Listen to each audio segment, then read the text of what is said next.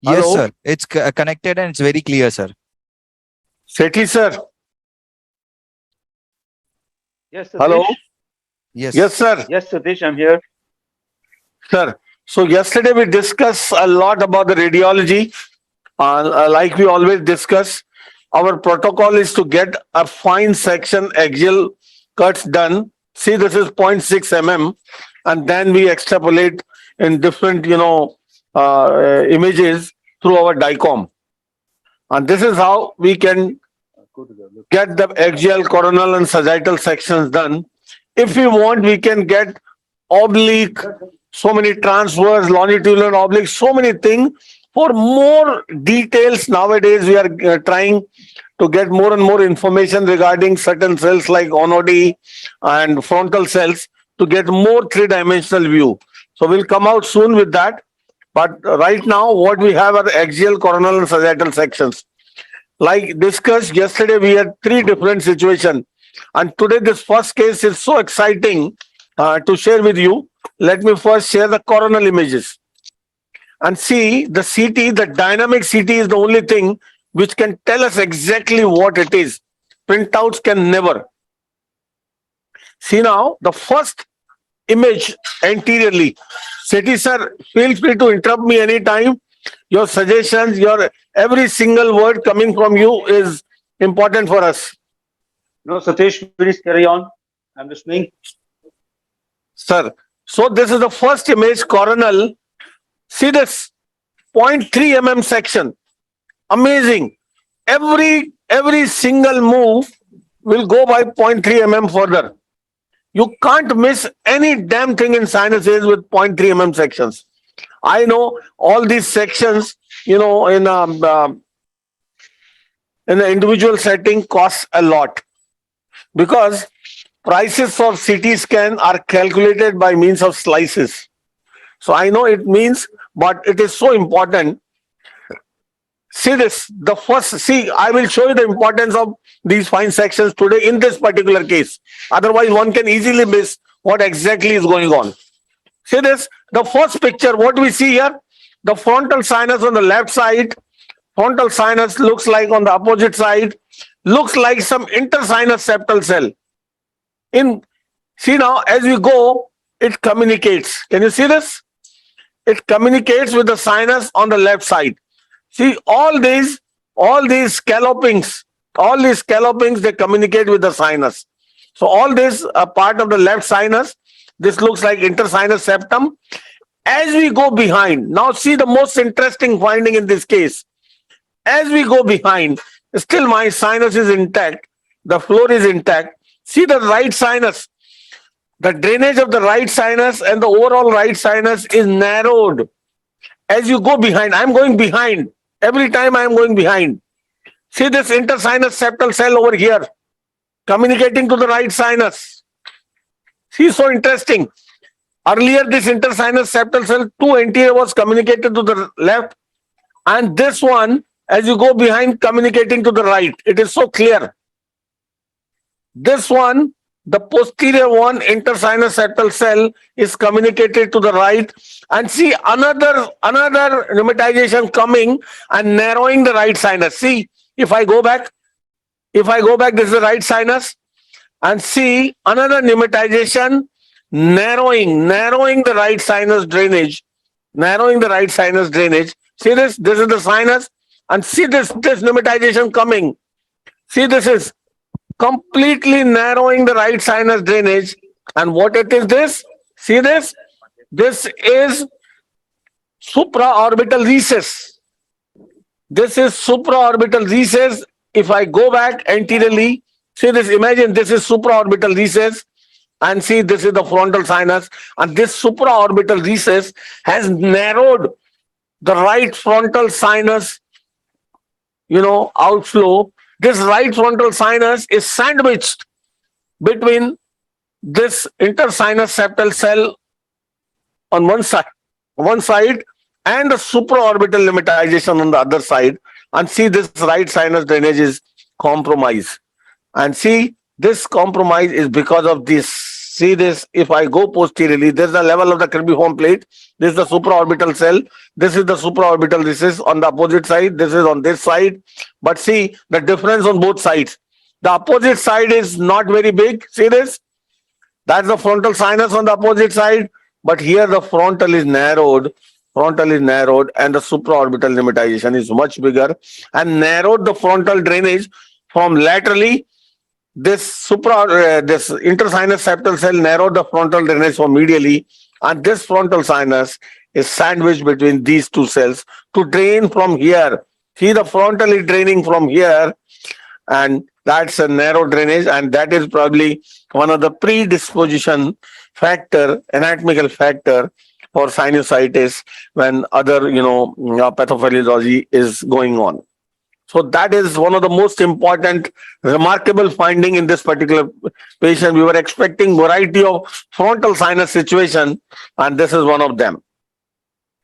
Now, another thing. Yesterday we saw a huge type 3 narrowing the left side of the frontal sinus outflow. We went behind and up the type 3 cell and got that cell fractured to widen the frontal sinus.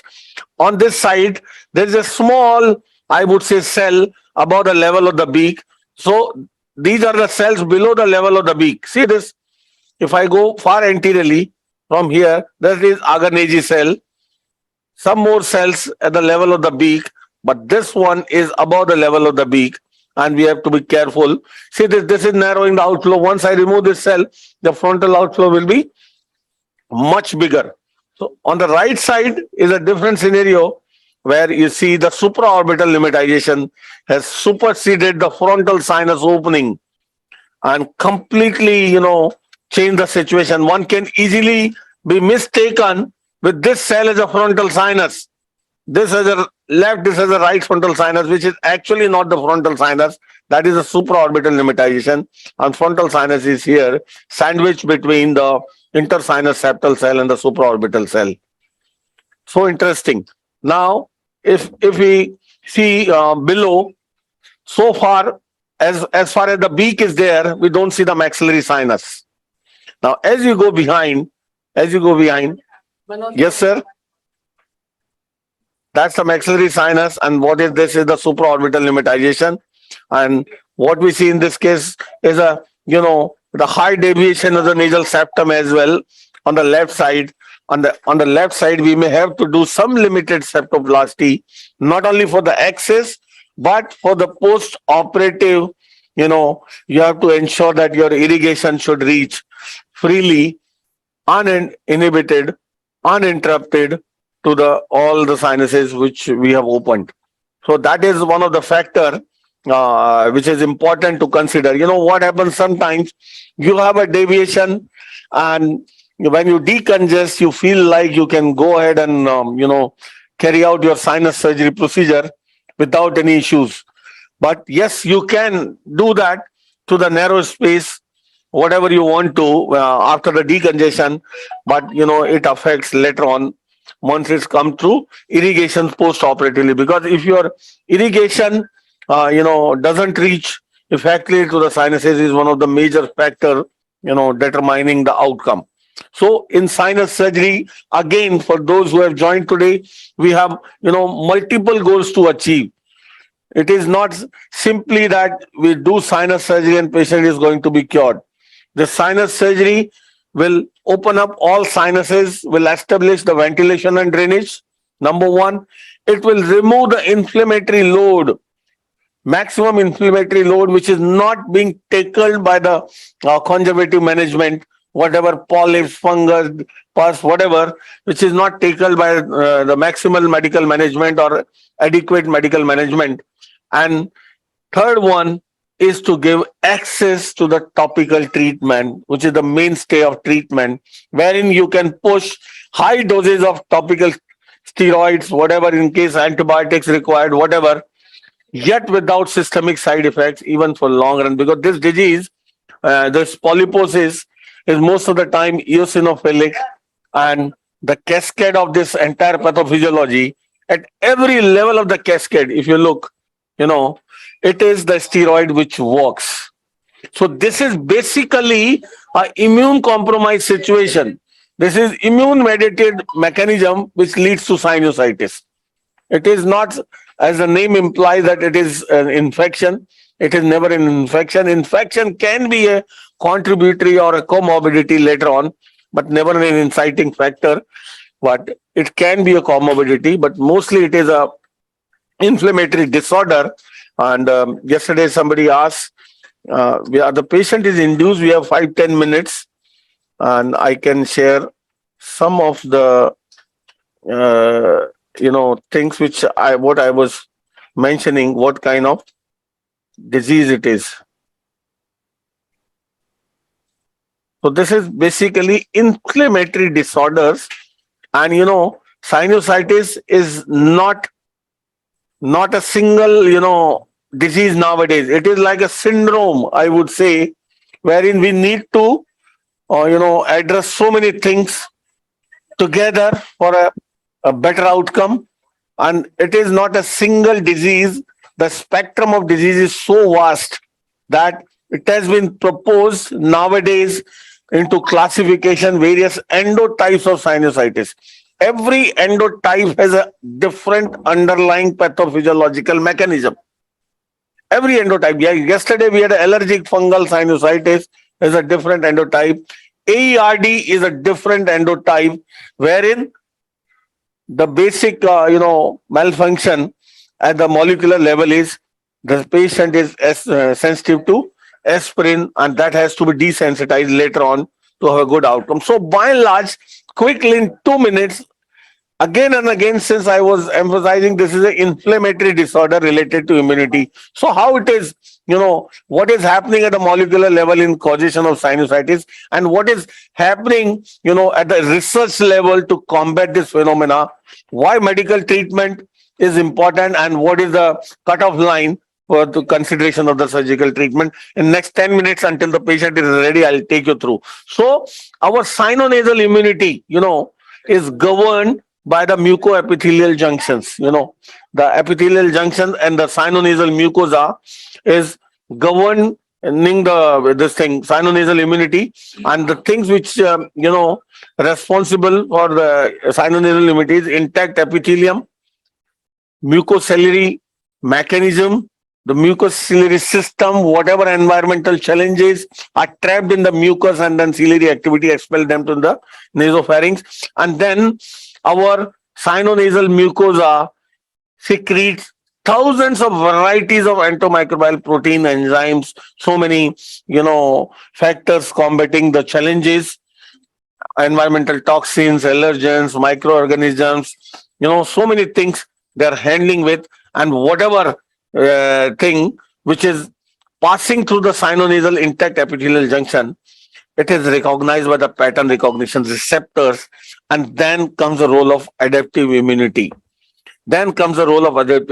See, these are the various proteins and materials secreted by the sinonasal epithelium to combat any individual, challenge coming to the sinonasal mucosa, and that's how this mucosa maintains the homeostasis and prevent the development of diseases. So what happens when the pattern recognition receptor recognize the challenge? Then this this leads to the secretions of liposomal proteins, interleukin, variety of interleukin 25 and 23 are responsible for initiation of the entire cascade. And then innate lymphoid cells type 2 are activated, releasing the T2 helper lymphocytes. This results in release of further interleukin 4 and 13, initiating B cell response, interleukin 5 initiating eosinophil response, and basophil activation, and so all leading to the epithelial damage, secretions of eosinophil. So many factors are secreted, involving initiating the migration and survival of the eosinophils, and so on the vicious cycle starts. So this is actually the pathophysiological cascade which has been recognized, and according to this, the targets are being identified to stop this cascade at that level wherever it starts. So accordingly, the targets are identified to block the pattern recognition receptors, to block the interleukin 4, to block the interleukin 4 and 13, to block the IgE response, to block the eosinophil. So many targets have been identified, and these are monoclonal antibodies which have been identified. Some of them have, passed through the various, theories, researches, and various protocols, and are available in the market. And some of the indications in severe situation, probably in because the same inflammatory mediators are responsible for asthma as well. So they have been used for severe asthma, severe even sinusitis in certain situations. And in times to come, when the safety, long-term safety, cost, and so many things are taken care of, they are going to be the future of sinusitis management rather than what we are doing today. What we are doing today is just, treating the clinical manifestation of sinusitis. By means of this, we can stop this entire cascade at the molecular level. Right now, at entire cascade level, at every point where these, monoclonal antibodies act, at every point right now, the only thing which works is the steroid. You give steroid, the response comes. But the question is how long you can give steroid. They have their own adverse effect. So this is the thing that when we should, why we need to understand this theory so that we can take a call that when the surgery is required and when not. See, this is the something I want to show. The options we have today. We have options we have today. As I mentioned, corticosteroids are most effective in the present scenario, and they work at the at every level of the sinusitis pathophysiologic or cascade.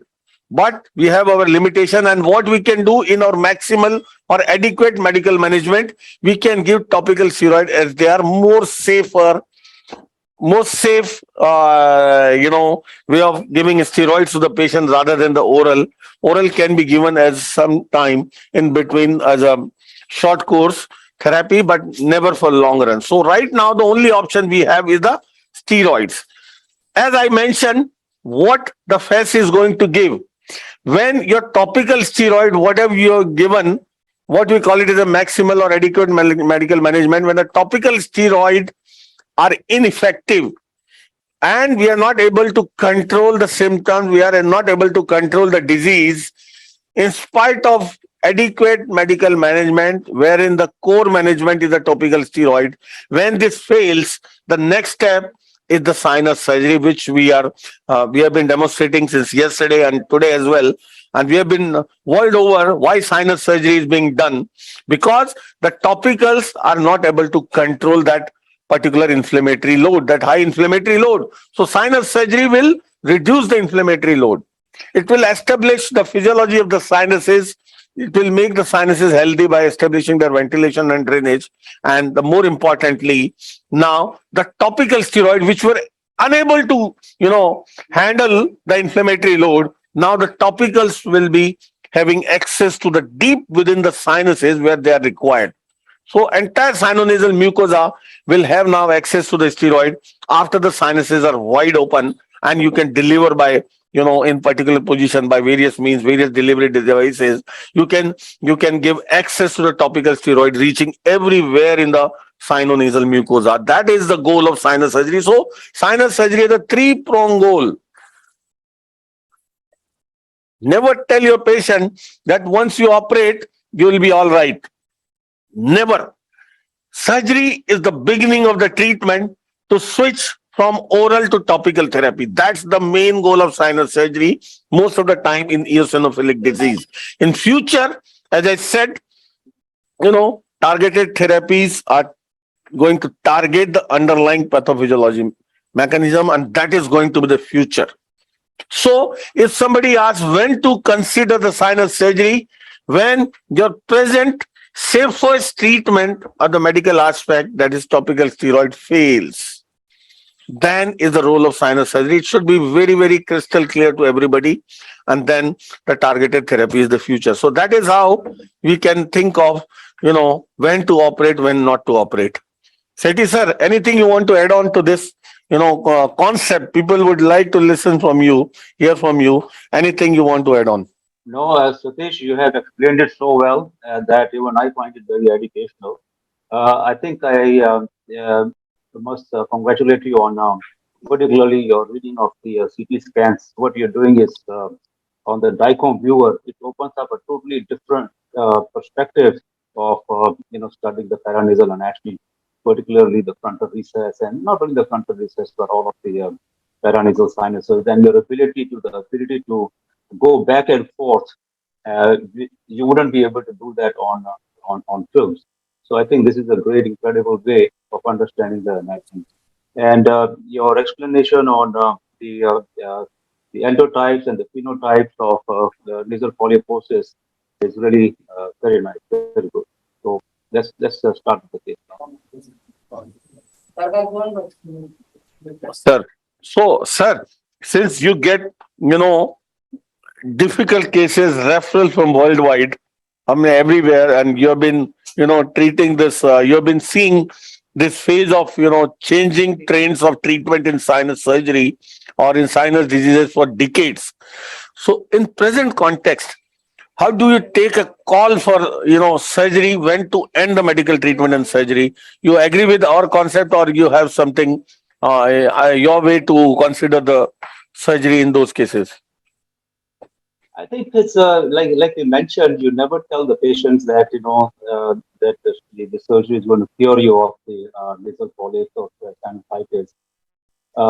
This is like you also mentioned is basically surgery optimizes the nasal cavity or the sinonasal cavities for future topical treatment, and it helps with Sir, can you raise a little bit of your voice, your mic closer? Yeah, I'm actually my computer is not working, so I'm Yeah, using it's my better hand now, sir. phone. Better now, sir. Yes, Yeah, sir. yeah, that's right. Mhm.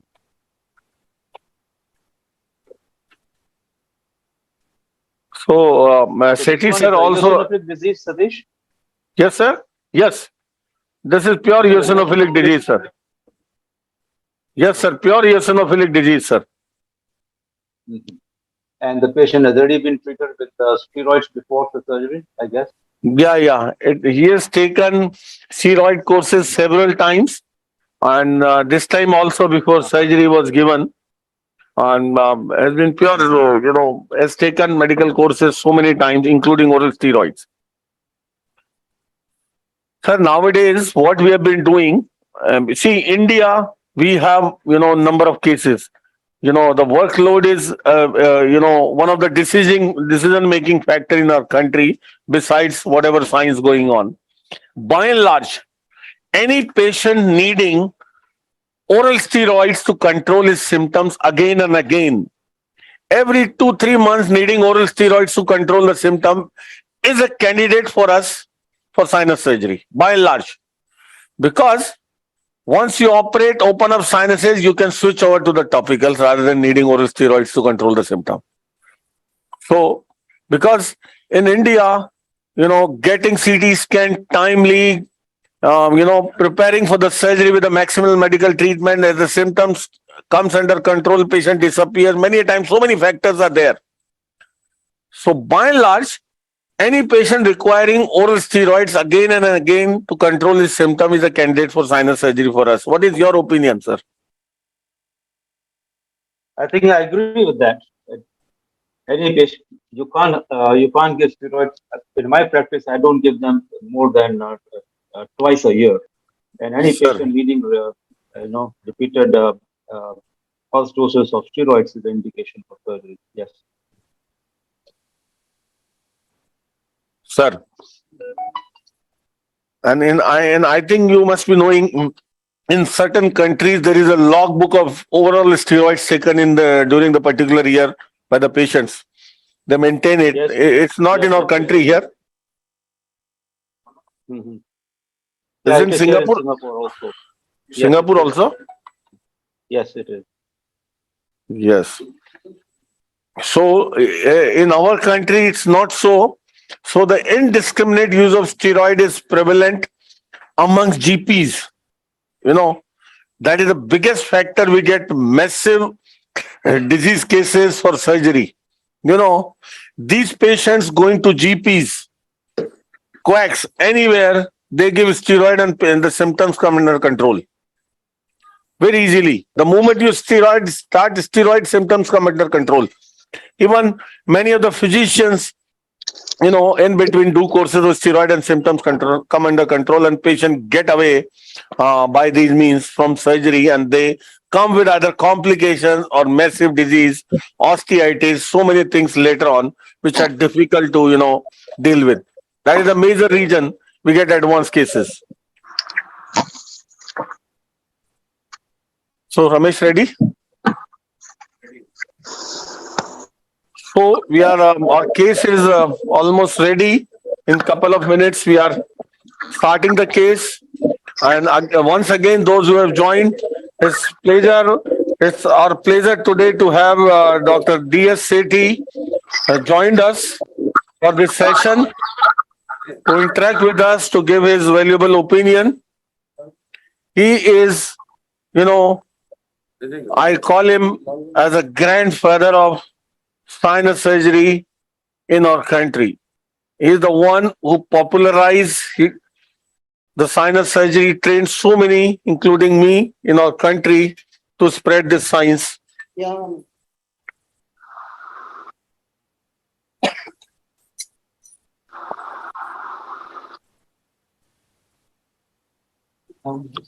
So in couple of minutes, we are starting now. Anybody has any questions or any suggestions, please feel free to interact. Satish sir, Dr. Rajiv Pachori also is joined. Hello, boss. Good morning. Good morning, good morning, good morning. So nice to have him. I remember our COVID Very times nice. webinars with him. Unforgettable time it was. And all credit goes to him for all those webinars. It was his, maybe his idea, whatever that happened, all because of him. No, it was combined effort of all of. In fact, Dr. Sethi was there, and he was very actively participated in that event. Yes, sir. Sethi sir was a, father figure for those workshops. He always guided us.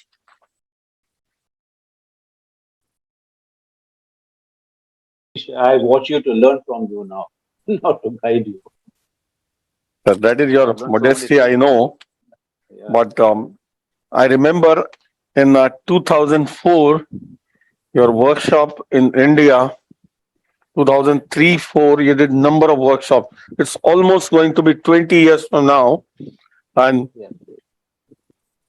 his teachings are still in my mind. 97 was the first one. First one was 97. Yes, K.K. yes. Ramalingam, sir, Dr. Ramalingam. Yes, sir. I knew you did their workshop for almost 15 years.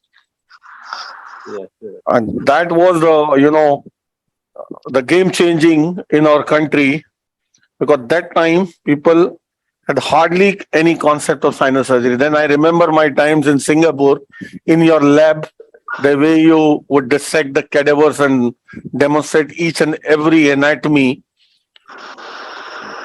micro level anatomy, that time.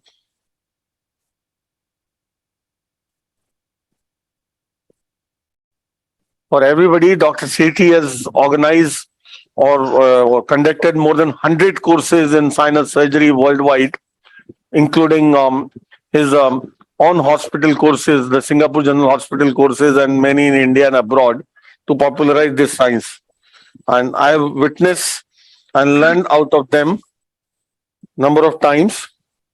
And the laboratory in the Singapore is one of the, I would say, state of the art, wherein he would dissect and demonstrate and give hands-on a fresh cadavers to everybody with the, HD cameras, navigation system at every station. And that is, something unforgettable experience, I would say. So I hope you are getting the endoscopic picture now. Yes, we get it.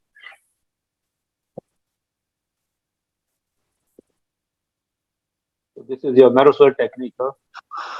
And we are, for everybody, we are hoping Dr. Sethi to join us the AYCon 23 in Jaipur. as a guest faculty, as an operating faculty, and for many things. We are hoping, and very soon we'll announce it.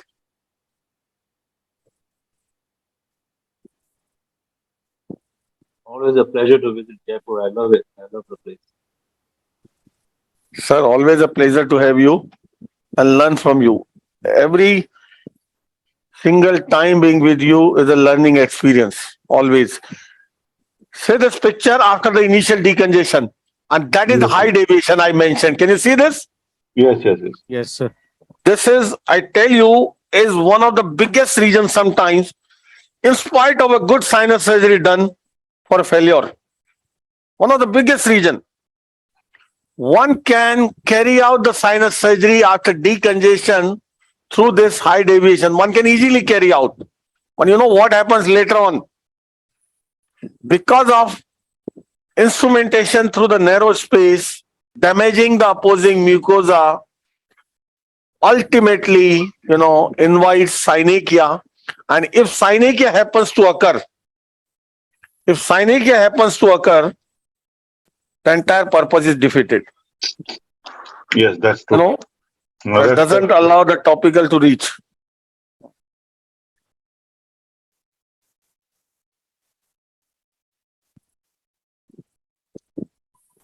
So, ये कुछ pulse और काम.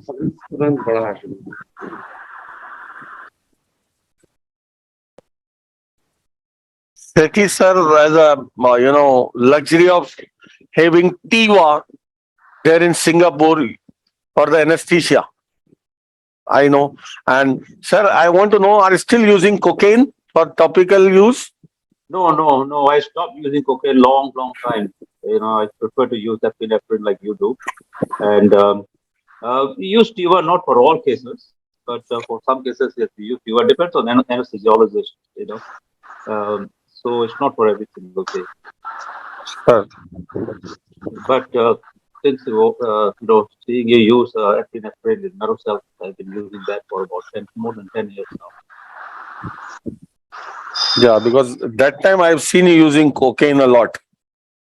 Yeah, we were, because it was available here for official use, and then I think there was a sudden shortage. We used to get it from Australia, and then there was a sudden shortage, and we stopped using it.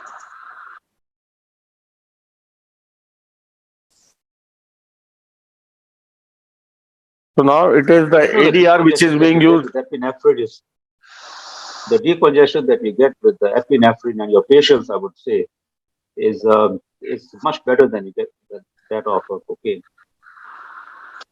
So overall, worldwide nowadays, the epinephrine is the standard thing used for decongestion.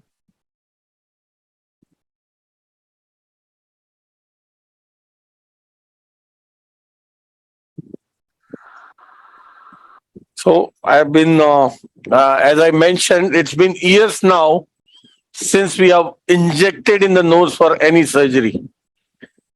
Solely relying on the topical, the pre-operative preparation, the intraoperative, anesthesia help, and this topical decongestion, but not doing any, infiltration to prevent the adrenaline disseminating into the systemic circulation and their adverse events.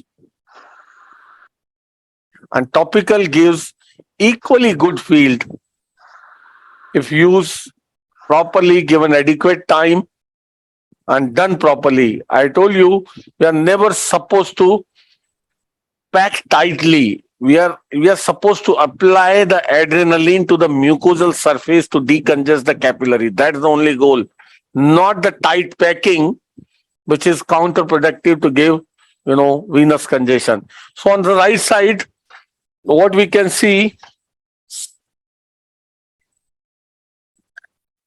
the polyps, and what I'm using here right now is my Medtronic shaver to take away the polyps.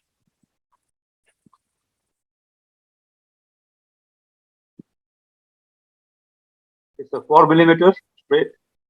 Yes, 4 millimeter tri-cut blade, sir.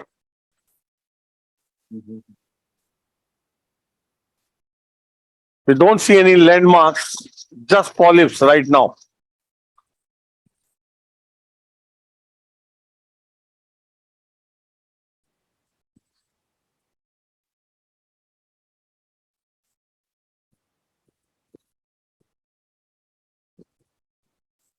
Yesterday we had a case with a lot of polyps in the olfactory region.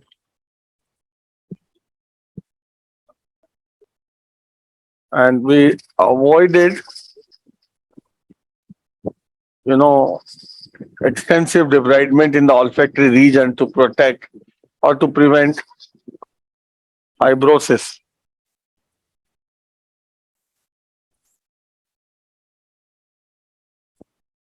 And again, you can see the same situation looking like what we had yesterday. So this looks like the middle turbinate to me. See the axilla?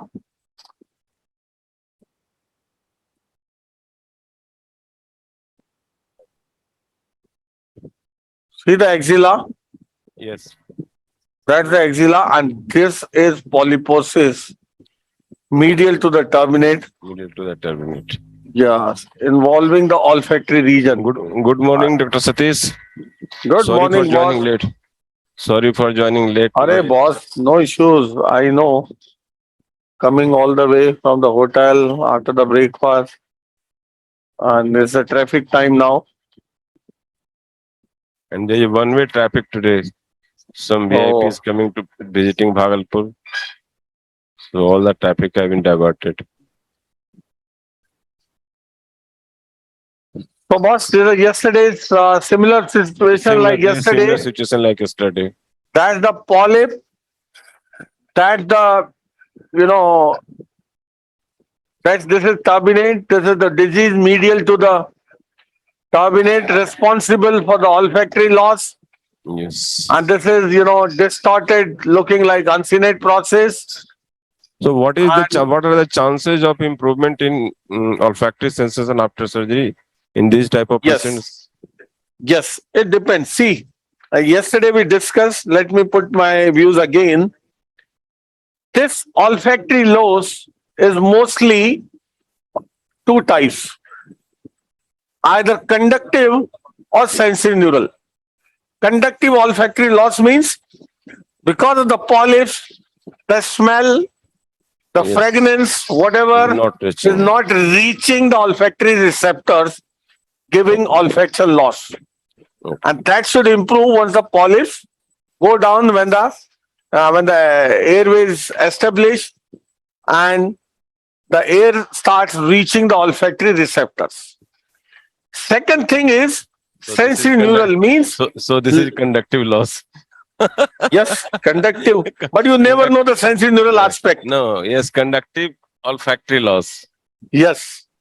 So what happens because of the ongoing inflammation in the sinuses, which is spread to the olfactory mucosa as well? That inflammation involving the mucosa can result in sensory loss, and if it propagates further, the neurons has a sensory neural loss, which is something you never know. So what you can do to answer your question pre-operatively, because it is a question upfront asked by the patient many a times. Will my olfaction improve? And you don't have an answer, definite answer for that. And you can't even, so what you can do, if the patient insists in those situations, you can give a course of oral steroid for 10-15 days, telling him that if it improves with a steroid, that means it is reversible. Okay. You have a good chance, good prognosis as far as the olfaction is considered. So in that situation, you can do that. If it doesn't improve at all with the steroid course, with the polyp regressing, with the inflammation reducing, you can assume that the chances of improvement are less. Still, you can hope after the disease removal.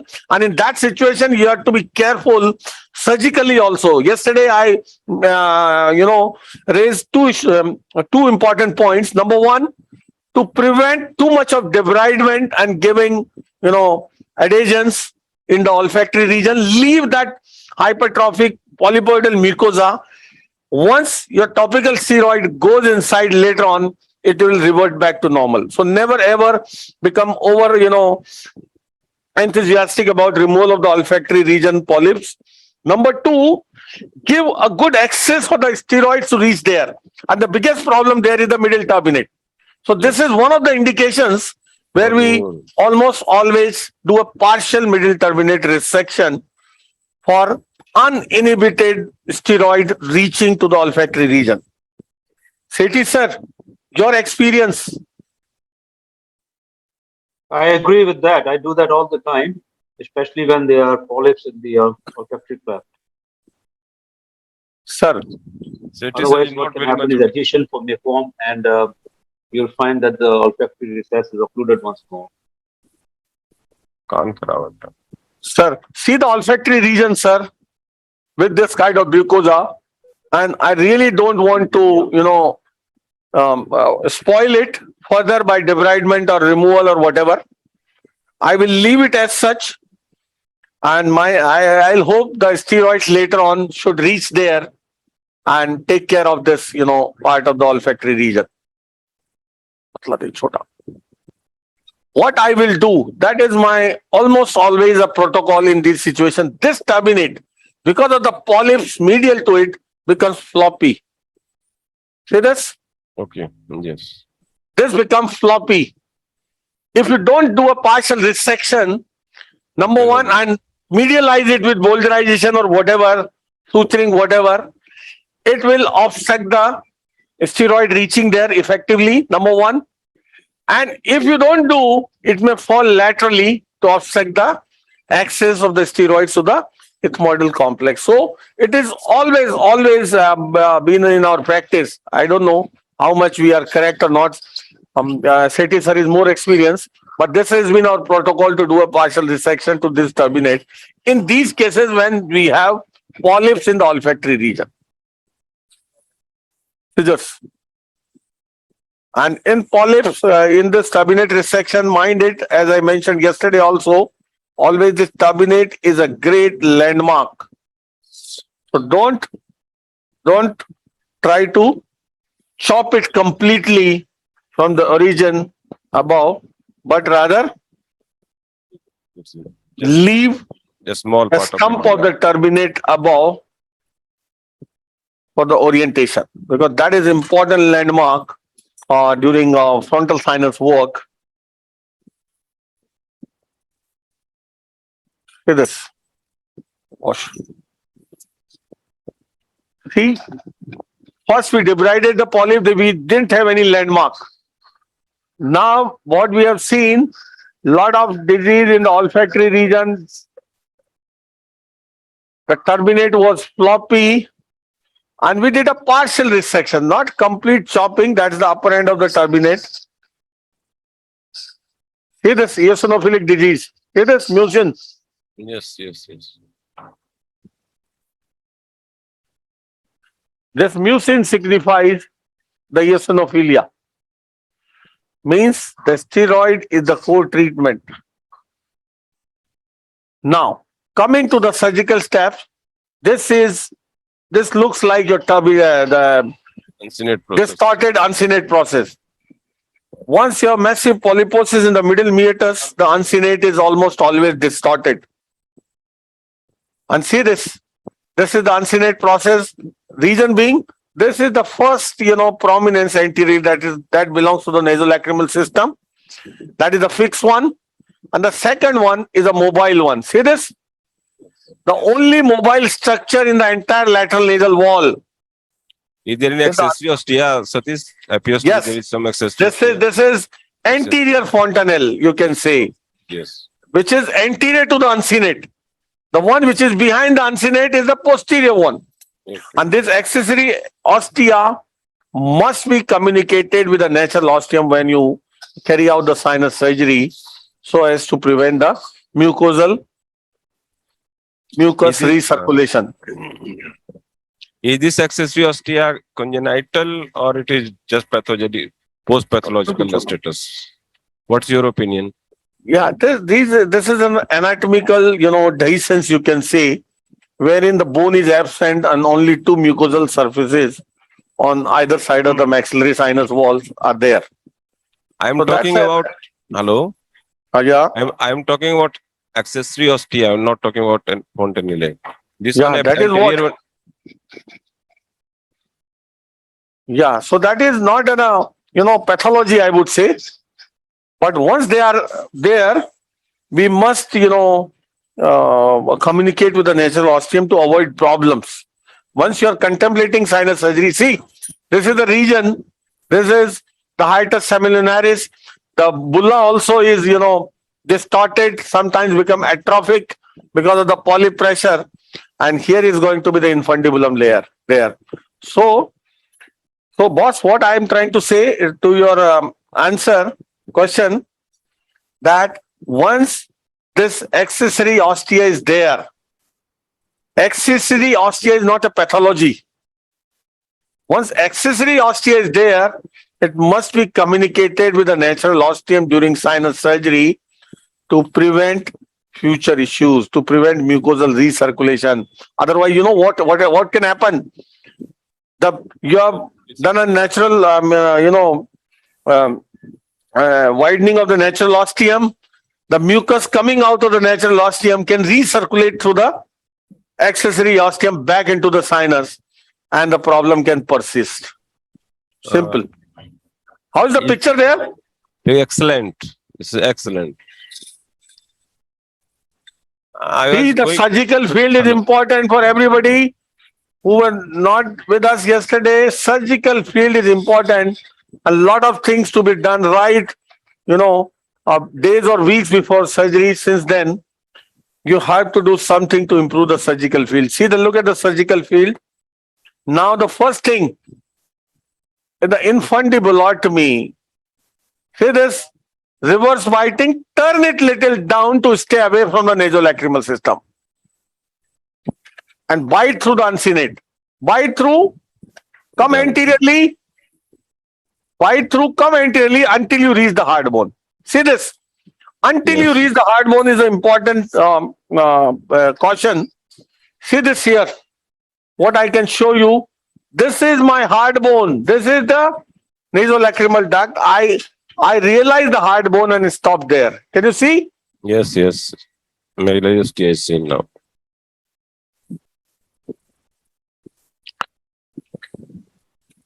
There is a new book of rhinology, and I was studying almost 2 to 3, 4 months back. In that book, it has been mentioned that accessory ostia should always be addressed because it is also a cause of postnasal drip. See, once there is a problem, it is not that the accessory ostia is the cause of the problem. These are two different issues. See now, this middle meatal antrostomy.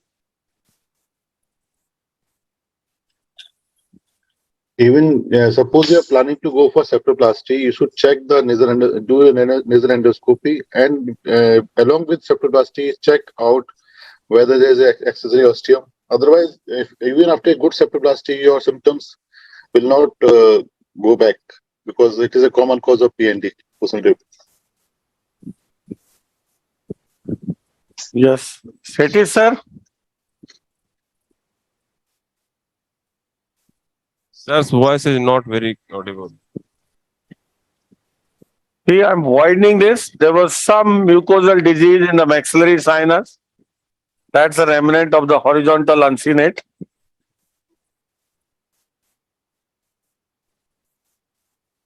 And this is the region of the accessory ostia. With this, you can easily communicate. Easily communicate. And this is the upper uncinate. This is the most important anatomy to me at this point of time. This is the upper uncinate. See this, the uncinate plate? The bony plate of the uncinate? Yes, that's perfect. Yes, you can remove the bony plate separately. And this is the upper part of the uncinate. And this is the time where you are closest to the lamina papracia. You are closest to the lamina. Look for the lamina there and define your lateral limit of the sinonasal corridor. That too in the beginning of the procedure. Bandha. So that is important landmark. The upper uncinate is an important landmark.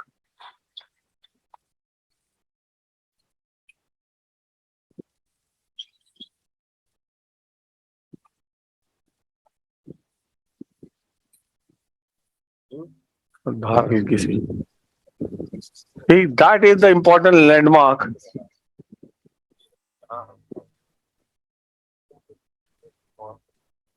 As you can define, see my lamina. Can you see the lamina Yes, pepracia? yes, yes. That is the lamina pepracia. You can reach lamina in no time. See this? See the middle metal antrostomy Yes. and lamina in no time.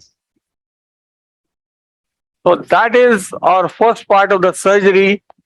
Every time when you do, define your lateral limit. This is a challenging frontal sinus on this side, I told you. If you have seen the CT scan, this has all difficulties one can think of. Chota. And we have to, take care of that and go accordingly and follow the same. I told you yesterday, whatever is the anatomy of the frontal, keep your beak as one of the principal landmarks, which is never going to change. Beak is something which is never going to change as a landmark.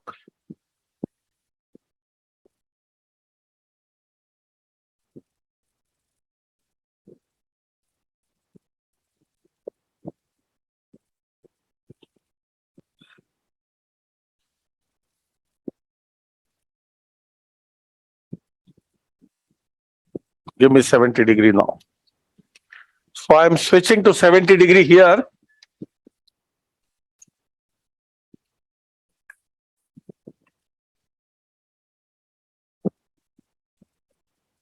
Hello. Yes. The audience wants some external views. How your assistant is working with you, OT setup while handling the 70-degree. So Dinesh? can somebody?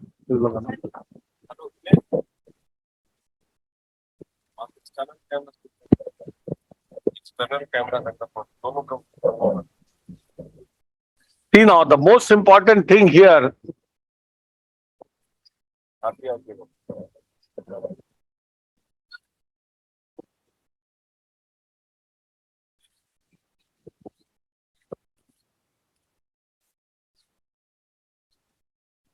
see medially is the disease in the olfactory region. See that? Yes. This is your stump of the turbinate which you don't want to disturb. Hello? Hello. Medially the stump of the turbinate which you don't want to disturb. Yes, yes, yes. And just medial to that, first I am opening up the axilla Axilla, yes. and defining my beak. Peak. Searching for the weak.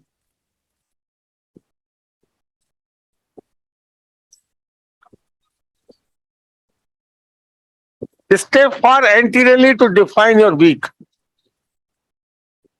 And this weak is not weak. This is very strong weak sometimes. This The beak is the most important landmark, I tell you. And that is my beak.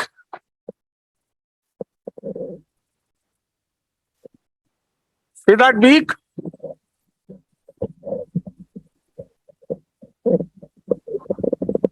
Yes, very tough. Yeah, let me show you. Let me clear the picture and show you. Much better view. Let me decongest 120.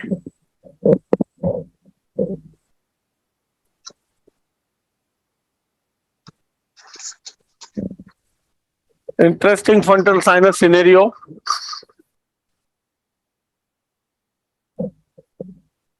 Medially, this is all olfactory disease in the olfactory region. Yes. That is most important to be left undisturbed.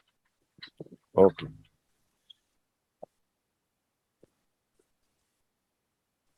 Can you see the beak there? Yes, yes, yes. Very, very clear. Can you see the beak there? Yes, Yes, yes, right. This one is a beak. yes, See there up yes. where my suction is the beak, and this is where the beak is ending. See everybody, Yes, yes, yes. this can never change. See this beak, this one. Give me. Again, we'll show you through the debrider. Can you see the beak? Hello? Yes, sir. I see that. Yeah, big thumb. Can you see where the beak is ending? Yes, yes, yes, yes. You're very, very clear. Now we are almost in the frontal, most probably. I have not seen the. Beak is the single most important landmark.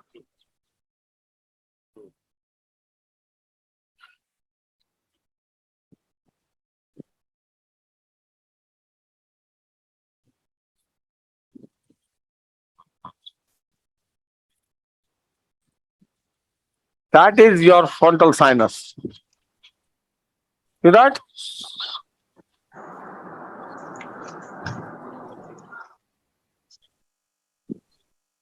Now we have to see a lot of other things here. See that the frontal? 60. Hello? Yes, yes, yes. Could you see the frontal in no time? Yes. So easily. The same question will you keep on coming? What are the other things that matters most in the area of frontal sinus? Now see what I'm showing. Yes. I remove this party wall behind and laterally. What is going to be there in this case? I had shown you on radiology. See the frontal above? Yes. See the party wall, remaining party wall. I was absent during your radiological session. I came late. Okay. So those who were present, I showed you the supraorbital cell. And that is the supraorbital. See the supraorbital cell? Hello? Yes, yes, Yeah. yes. You can see very clearly. That is the supraorbital cell here. This one laterally and above. And this is the party wall between this and the frontal.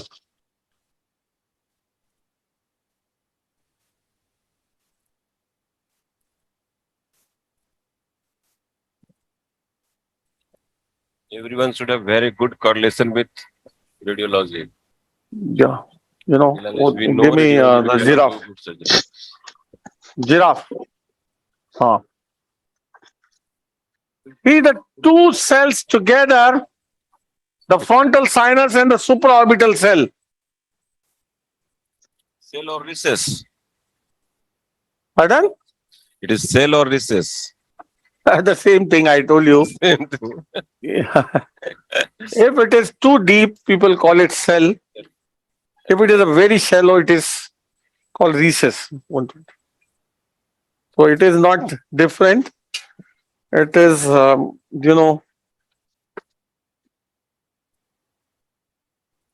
let me show you better everything there.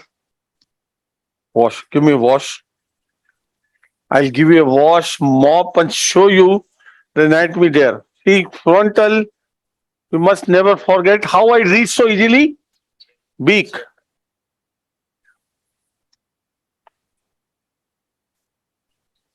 Suction karna. Since yesterday, you have been seeing in every case all difficult frontal. The thing which is most reliable, taking us into the frontal, is the beak. I'm just giving it a wash, mop everything, and show you so that you can get to know easily where exactly I am.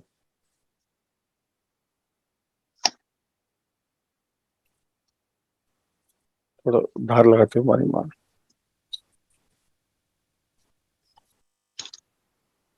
Just a minute, just a minute. What? Are you using hydrodebrider nowadays? Yes, you- yes. I use hydrodebrider. Once you have a thick secretion, not coming out easily, fungus. Now,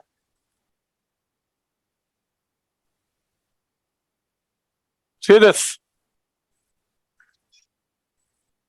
Two cavities in different direction. See this, everybody? This laterally, this one going up. This is supraorbital cell. See this? Can you see? Yes, yes, yes. Big, big, big. Big. This is our frontal sinus. सही करो. सही करो. ए यार वाला तू गड़बड़ वाला हमको दे दियो. Section is blocked. Hello. Yes. And how to avoid bare bones? How to avoid matlab mucosal strapping? Yes, I mentioned yesterday, and you know it well. Use sharp instruments. And Never pull the mucosa. Micro debriders, through biting are the important tools to avoid that. So how many times we can use these blades, micro debrider? Should we use fresh blade in every case, or should we Ideally, use ideally. but the cost will go very high. And which type of the blade you use, most commonly used blade by you? 0 degree? You know, boss, I tell you, it was 2004. Is Satish sir there? Yes, he is there. Yes, Satish, I'm here. Yeah, sir, I was telling them about 2004 when about the Singapore General Hospital. So there, even if you open the blade, even if you don't use, they will throw it. Am I Okay. correct, sir? And here people used to keep Yes, Hello, you're sir. correct. using. Am I correct? Yes, you're correct. Yes, you're And correct. I would always tell, sir, where do they throw? I would always ask this thing, where do they throw? I want to know. Even if you have used only once, just single rotation, they would throw. There's a long queue over there. Yeah, that's right. Actually, this question was specifically designed for if people are using same blade for years together. That cannot work. Not only blade, even the machine will not work. That will ruin the machine. Yes. Satish sir, in this case, you can see the supraorbital cell Yes, and the I saw that. Very nice. Very nice. Frontal And I there. like your, Excellent. Excellent. and I like your frontal beak as a landmark. You know, it's make it look very easy. But actually, This is to things can go simplify, wrong. sir. Yeah, it is simplified. You're right. Because even in the multiple revisions, the beak is almost always It there. is always there. Right, So it's a Zira. landmark that is not lost. So it is a fixed So- landmark. I think just like you have the roof of the maxillary sinus as a fixed landmark, this is a fixed landmark that is always there to help you, to guide you. And this is the party wall between these two. See this? Yes. Yes. Sir, this is my side biter for frontal. Okay. This is frontal side biter. Okay. Yeah. Made by Santosh Yes. because You can- cost of You hospital can- instruments are very high. Yeah, you can get it ordered and according to your requirement. But this is a good instrument. Is it of a storage or this one? I don't remember. See now, I am removing the party wall more and more to widen the frontal sinus drainage.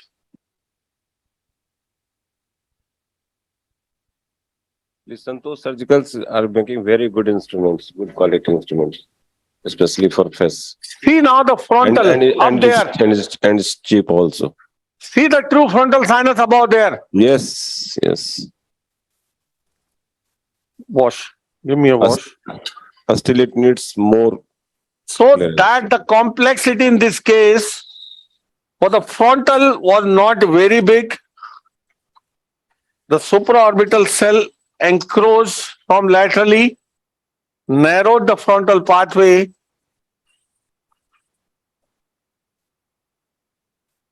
And see now we have the Yes. frontal as well as the supraorbital. Now what I will do further to widen this reverse, I will flush this, the posterior table of the frontal with its model roof. Okay.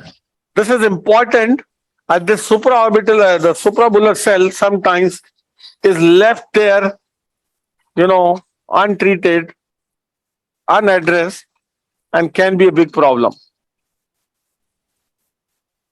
See this here. Yes, yes, yes. See this. This is my reverse, or I would call adenoid blade, without any fear of injuring the anterior ethmoidal artery because I am working far anteriorly. Yes. This is the reverse blade.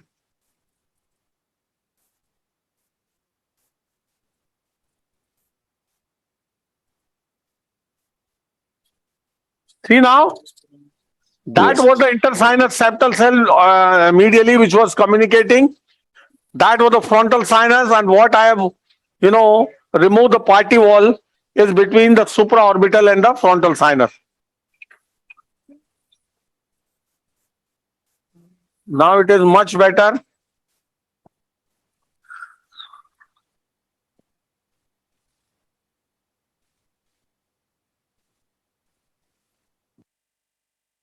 You can see very well now all the three things and almost mucosalized. Can you see? Yes, yes, yes, yes. And see, this is where this posterior table flush with the It's mud roof. ethmoidal roof. Can you see? Yes. So we have this wide opening now, keeping the beak as a principal landmark. See this beak again. We can, if you see retrospectively, this is your beak. The moment, see your sagittal section, where the beak ends, the frontal sinus starts. Mm. Body volleyball. See this. Volleyball for body. See this. Again, for easier understanding. See, this is axilla. Yes, yes, yes. Following the axilla, you can find the beak. This is the beak, that is the thickest bone. See this?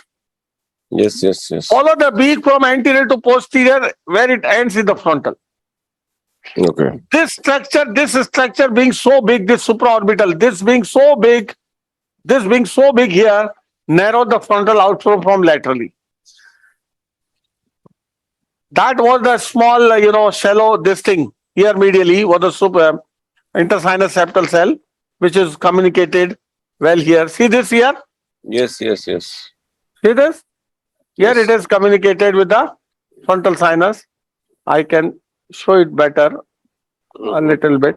Mucosa is getting a strip. Yes, yeah, just to show you. Okay? Yes. So this is how you can see all the three things together. Those which were, resulting in frontal sinus issues can create problem later on. Only thing what you can do is section. Widen, widen and widen. There is no limit of widening in terms of millimeters or centimeters. Yes. No point in measuring those. One end to another end, maximum possible. To the limits. To the limits. See, I will open up this cell further. I'll show you interesting. The ethmoidal skull base now.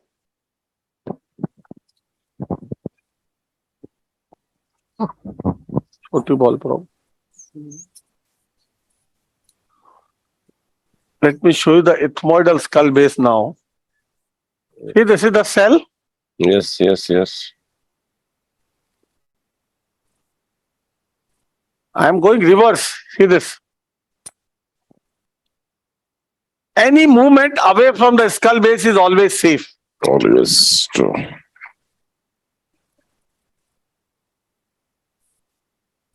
Reverse. See now, flushing the posterior table. Once again.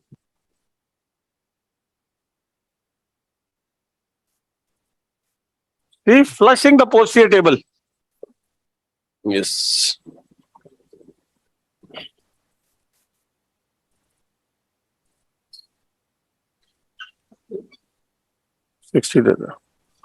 See how big the frontal is, the drainage pathway. It's not about the frontal sinus. It is about the drainage pathway. And this disease medial to it is left undisturbed. Okay.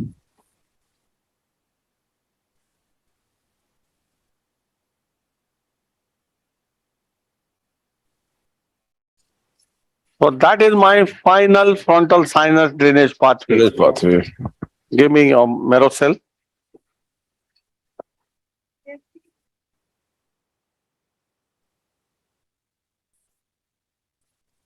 That's the final drainage pathway. Taking care of all the cellularity there to give a common drainage pathway to all these cells. Because all these cells require for their health the ventilation and drainage.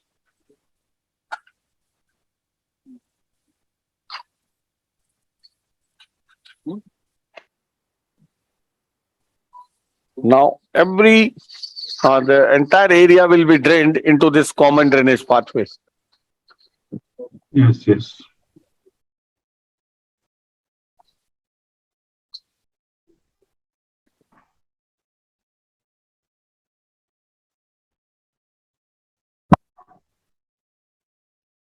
See the common drainage pathway.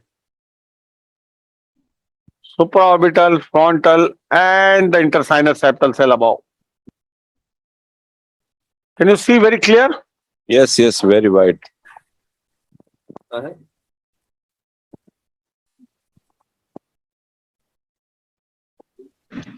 Satish sir is a huge series of frontal sinus, pathologies. He treated endoscopically. Now, having done this, we have not even discussed about the anterethmoidal artery. See this? We have not even discussed. What I told you, the anterethmoidal artery passes through the roof of the postethmoid in the posterior most part. See? That is leaving the frontal sinus and beginning of the anterethmoidal roof. Can you see there? Hello? Yes. So, in order to see the anterethmoidal artery, go there, 40. In order to see that, we have to remove this bulla. And this technique of intact bulla was propagated by none other than Dr. Satish. We discussed yesterday also. See, our ethmoidal artery, for everybody, don't get terrified from the beginning of the surgery or while doing frontal sinus work. Ethmoidal artery doesn't pass so anteriorly. It passes through the anterethmoidal roof in the posterior most part of the anterethmoidal roof. And anterior to that comes the bulla, which goes above and get attached to the anterethmoidal roof anterior to that vessel. See, this is all mess here because of the disease. Can you see here? Yes, yes. Everything messed up because of the disease.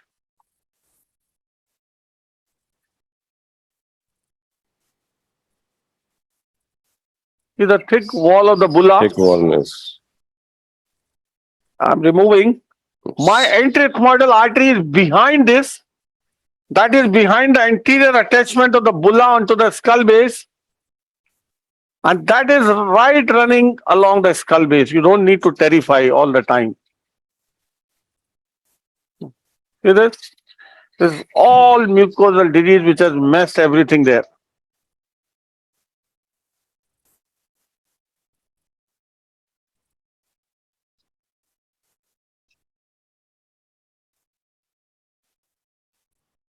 See, all this mucosal disease.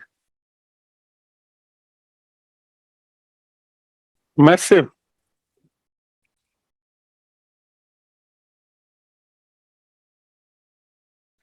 See this?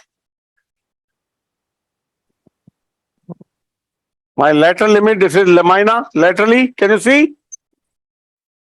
I'm working with a 70.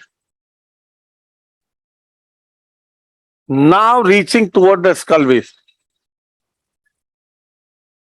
See at this point. That is behind is the skull base, behind and above. See this thick osteitic. See this? Very thick bone. And you should never try to cut with the divider this type of bones because divider blades would get damaged. It may ruin the blade. Yes. So this is all osteitis. Osteitis is nothing but, I would say, depot of cytokines in the bone. With the inflammation which is extended to the bone,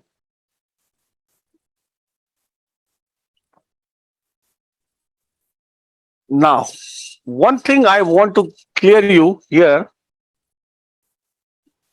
Give me reverse. Here is. That is your supraorbital cell above.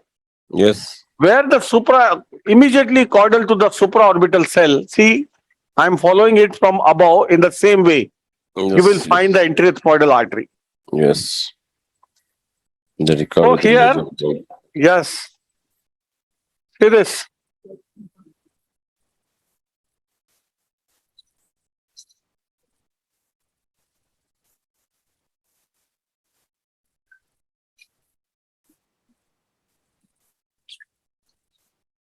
See this. That is the supraorbital cell. Yes, yes. Reverse. Large supraorbital cell. I want a reverse one. I will use a. Can you call it blade. suprabular cell also? Yes, that is the extension of the supravalvular cell. That pneumatization when extends laterally and above the orbit is called supraorbital.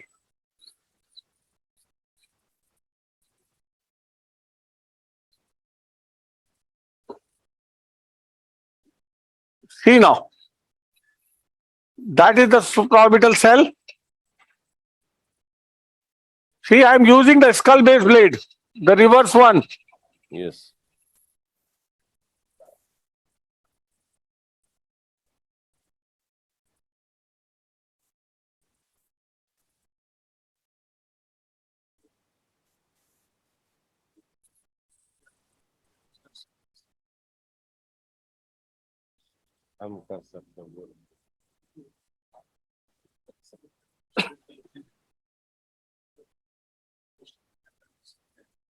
Here comes the anterethmoidal artery canal.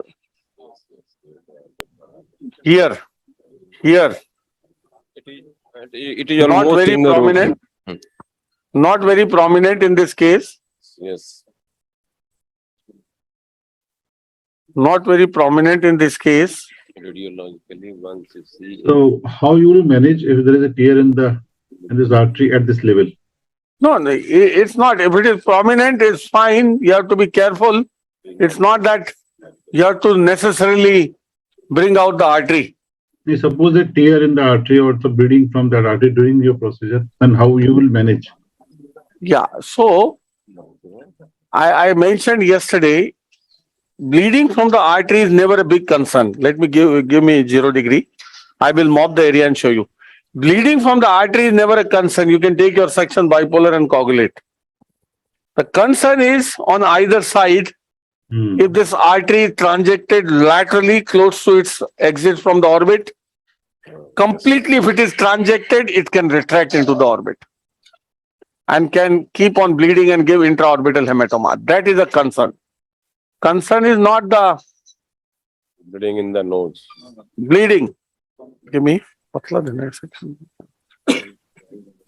Section will patla. Let me mop, clean, and show you this. Now I am with 0 degree again. See the frontal sinus area?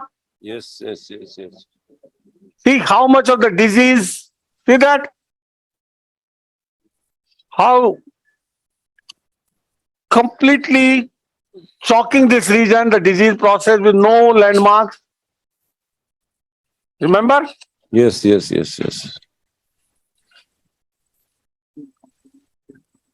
Hmm? Defibrillator. No, वहाँ पे नहीं करता है ना, वहाँ नहीं करता. And see on this side, this is the disease in the olfactory meatus, olfactory recess. See that? Yes. Which we are not, leaving it like this.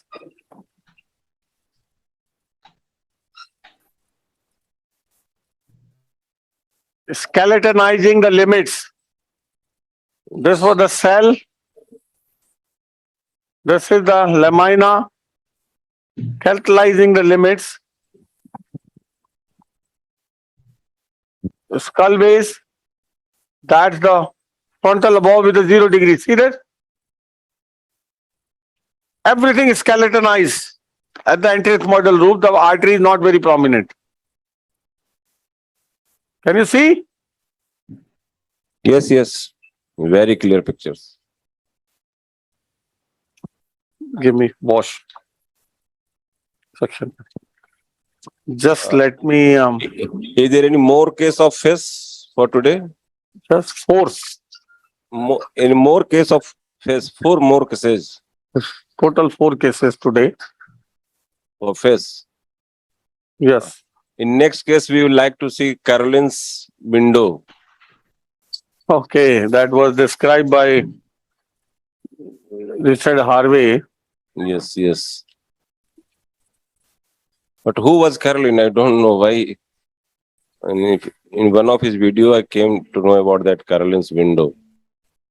So Caroline's window is nothing but an access through here directly into the frontal sinus. And all the surgery can be See here. performed with 0 degree. Yes. So see, those are the ways to earlier. Earlier Professor from Peter Wormhole brought the Wormhole, concept yes, of yes. axillary flap.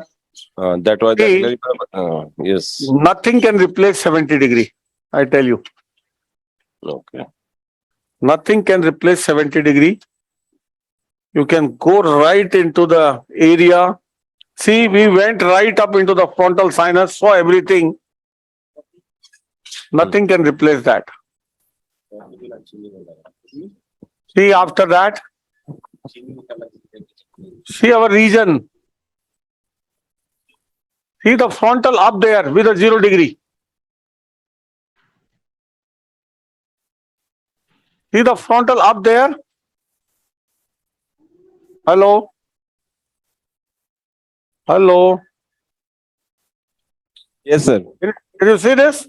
Yes, yes. Now, another thing I would like to have opinion from Satish sir.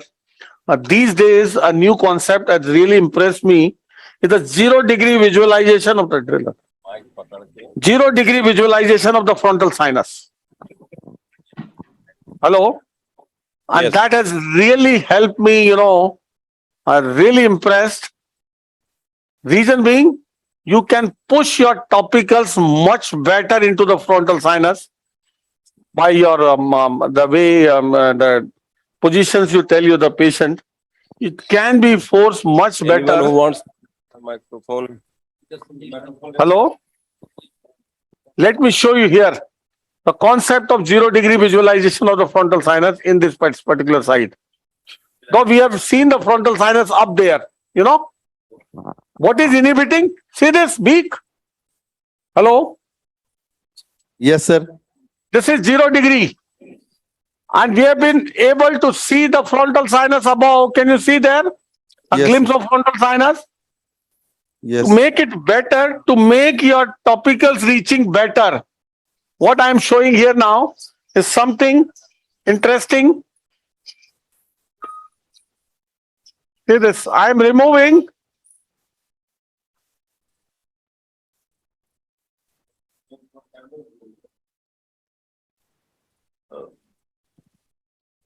can you see this mucosa I have removed?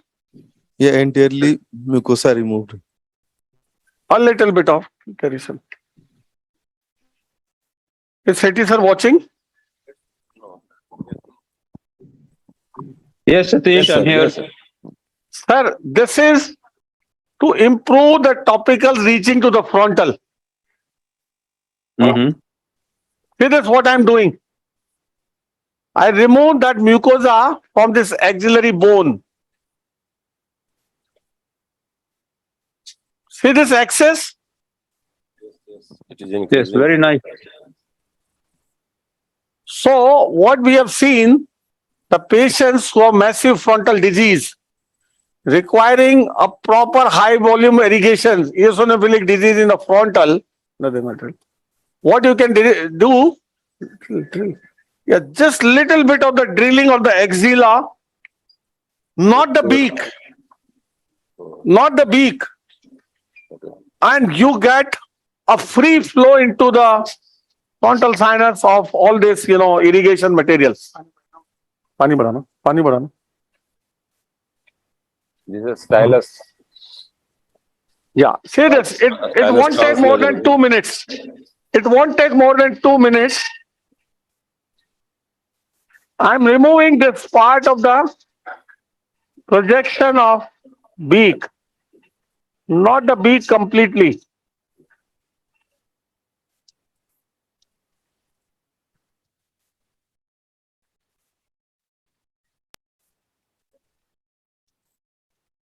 Canal wall down. Give me wash and debrider. Now you see the 0 degree visualization of the frontal. It's not about visualization, but it definitely helps your irrigation reaching much better into the frontal. Definitely we have observed, and there is no harm in doing that. Particularly in cases where there is a massive frontal disease demanding high volume irrigation into the. See the access to the frontal now? Yes, it has increased a lot with 0 degree. Sir, can you make out the difference? Yes. So this is Satish, yes. Satish, I have a lunch appointment. I have to stop out for a while. I'll join back Yes. later, okay? Okay. Yes, thank sir. you. Yes. Please, Thank thank you you. for sparing your Thank you. time. No, no. Okay. Thank you, Yeah, I'll Satish sir, come for back. being with us. No, no. My pleasure. My pleasure. Thank you.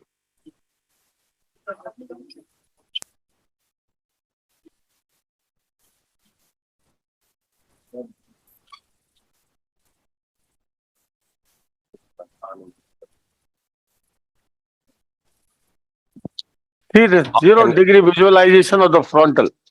How to deal with these bare bones? Yeah, that's once you irrigate, your steroid goes is never a problem. Problem of cicatrization, granulation, restenosis would come in the past when steroid dosing was not in a practice. Now with the steroid dosing in practice, see now what I have done this simply open the access for the topicals to go directly into the frontal. That's it. Can you see? Yes. And what's That's your and how do you advise for the irrigation? Is there any proper position or just nasal wash? What Yeah, we there are two positions, standard positions. We always propagate is lined head back or prayer position. Bending forward or lying head back. Both allows the solution to reach effectively into the frontal. There is also namaz position. Yes. See this? Now this area is opened up so widely. Can you see? Yes, sir. Hello. Yes. Now, lastly, for the postigmoid and frontal, you have already seen this maxillary line. See this? Now, I can easily go into this region of the maxillary line. See this? Yes, yes, yes. Yes.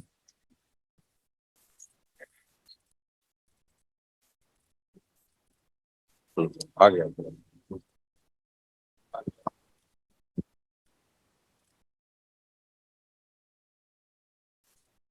See this massive disease.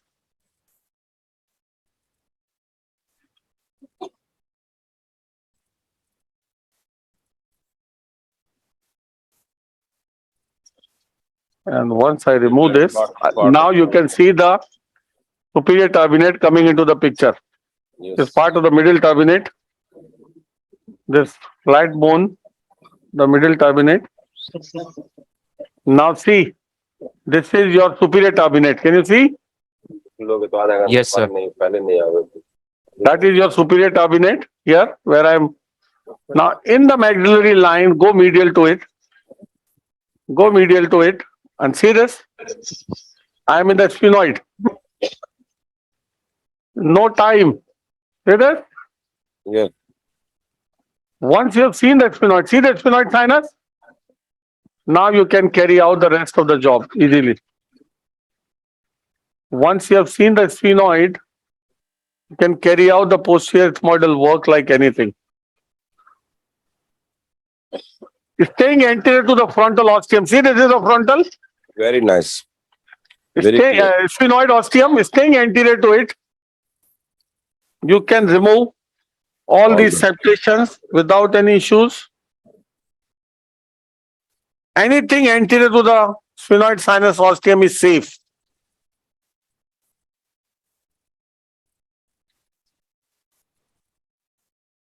That's the ostium.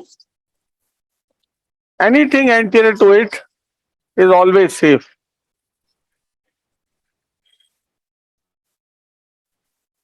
Plus lateral limited lamina. All these things staying anterior to it. All this you can remove. Staying anterior to the sphenoid sinus ostium. See, Yes. it gives you an opportunity to work freely, fearlessly.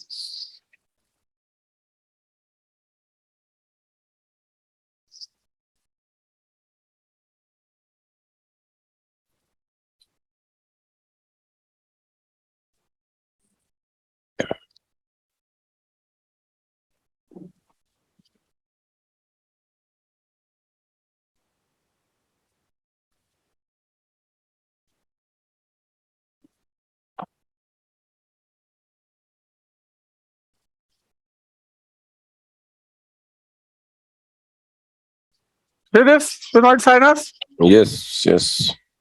And we are not Yes. supposed to go behind like this here. Okay. Now, see the skull base all the way. Yes, See the yes. close up. All clear. The beauty of the debrider is preserve the mucosa.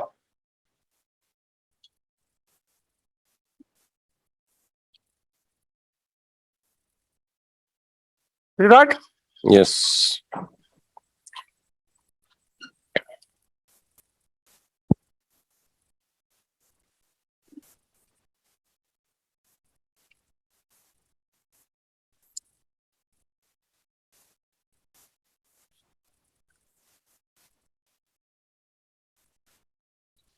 Now, how to widen this sphenoid? This bone has to go. See this?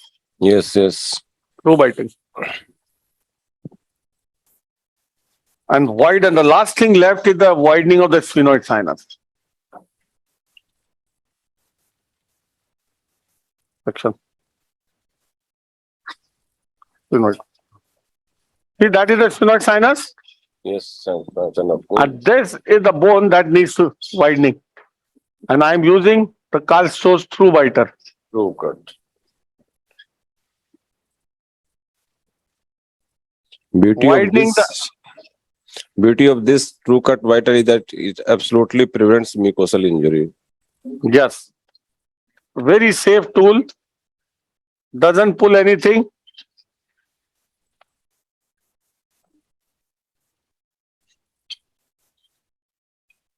See the interior of the sphenoid? Yes. Carry son.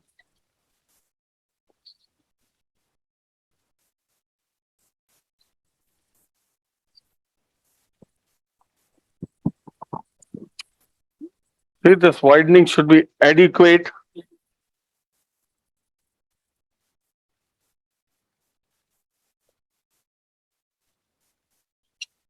Widening Now- up to the limits. See the interior wall coming.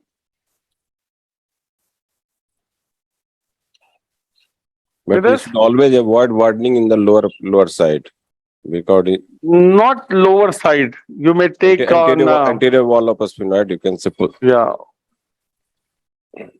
It is the anterior wall which requires widening laterally. Right. Now see how much the sphenoid is widened.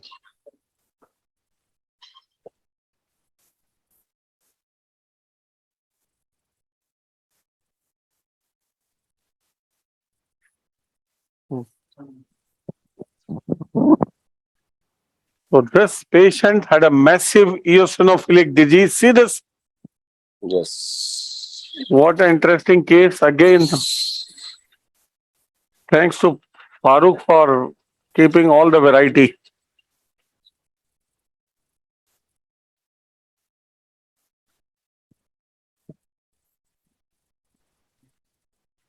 If you don't remove this anterior wall completely, you can leave many cells related to it anteriorly.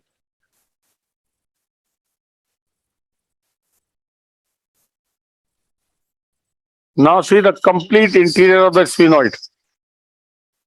What is it? See the sphenoid sinus? Yes. How much work it required?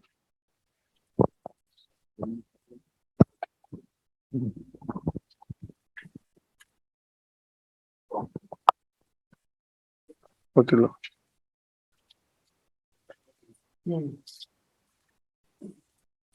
वो लगा 40. I need a 40 blade.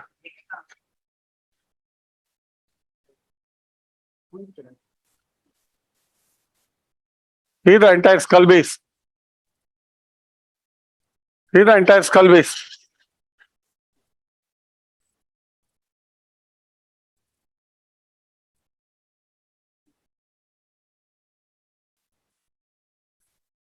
See in your OPD, you can see with your 0 degree the entire work done. You can follow case very effectively with your 0 degree.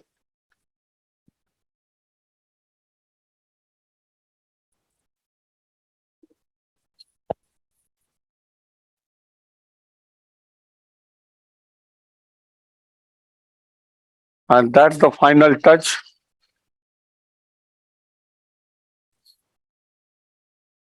Final touch for this side. See this? The panoramic view. And this disease in Yes, the sir. olfactory region is not disturbed.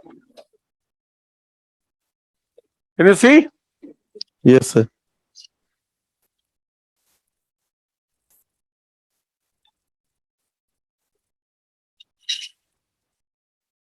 Over there.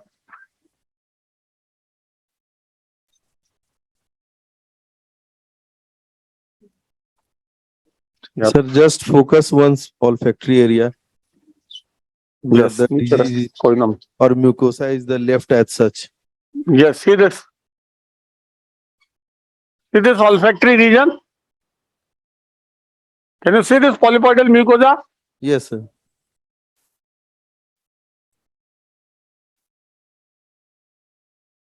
See the panoramic view with the 0 degree. Yeah. And this we additionally did the 0 degree visualization of the frontal. For that, we widen the access for the topicals to go inside. Can you see? Yes, sir. Lamina laterally all the way, Yeah. olfactory region medially, Yes. anteriorly beak, and posteriorly skull base. Yes.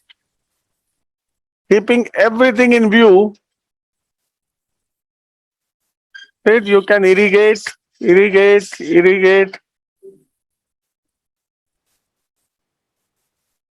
And this is about the sinus surgery on this side.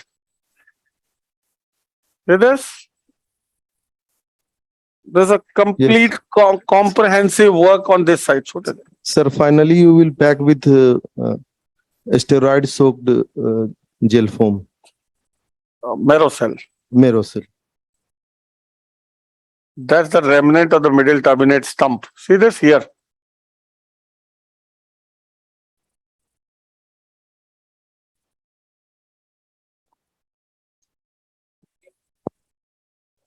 See this. Now moving to the other side quickly. You have number of cases lined up.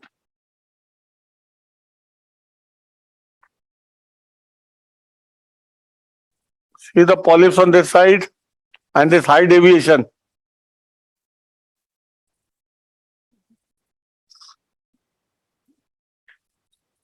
Straight them.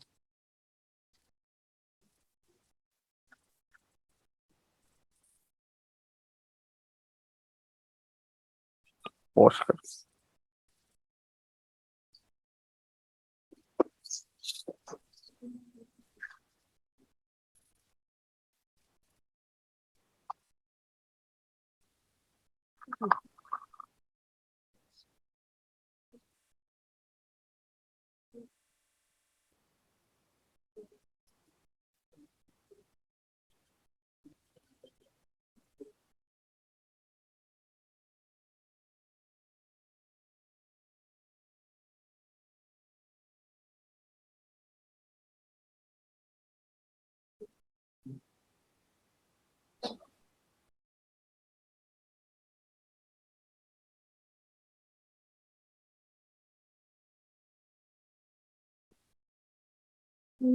See the massive polyposis.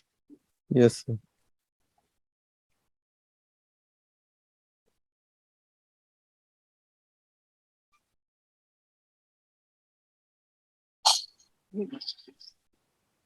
See the eosinophilic material.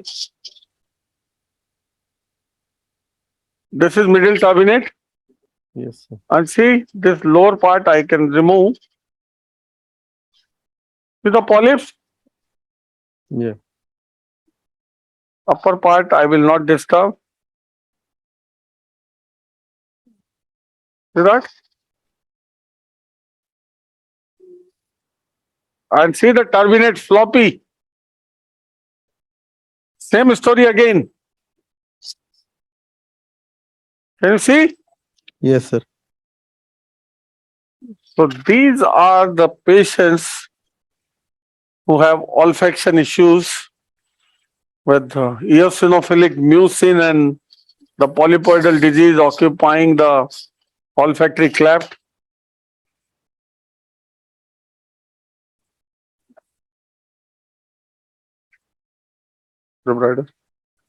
Which has pushed middle turbinate medially, and middle turbinate is actually sandwiched between the polyps on either side and becomes unstable.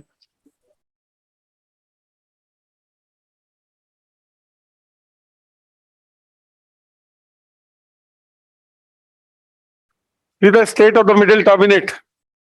Yes, sir. See this.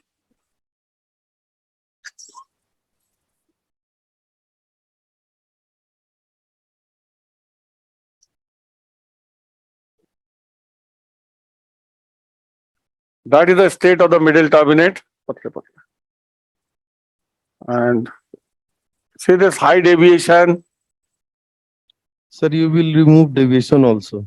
That Yes, bony yes. projection. Yes.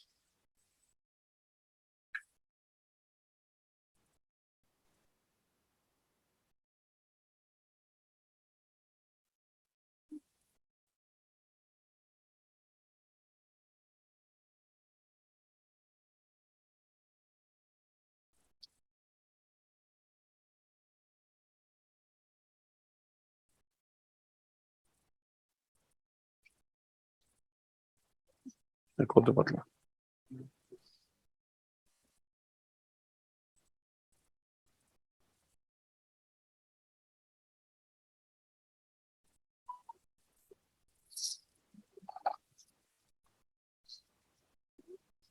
So these are the complex patient with eosinophilic disease, complete whiteout involving all sinuses with some abnormal cellularity, complicating further as a surgical challenge. And we all know sinus surgery requires the margin of safety is less. The critical structures all around are in close proximity. So you have to be very careful in that all the time in terms of preventing complications. And the prior to removal of the polyp, there was no anatomy visible. Yeah. Now you can see everything. See that? Now this uncinate as always is distorted. That's the uncinate, Yes, the mobile uncinate. See this? yes. Everted because of the polyps.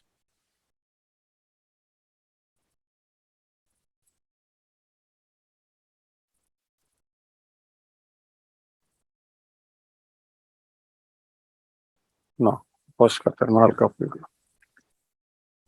फुल्का करते रहना. See now, quickly you have seen the same thing on the opposite side. I can finish it off quickly. You have seen this repeatedly since yesterday, couple of times. Yes, sir.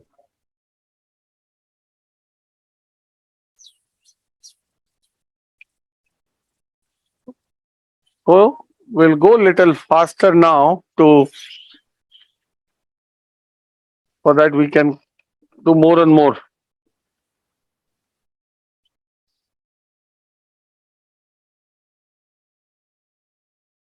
Feel free to ask me anytime if I don't speak much.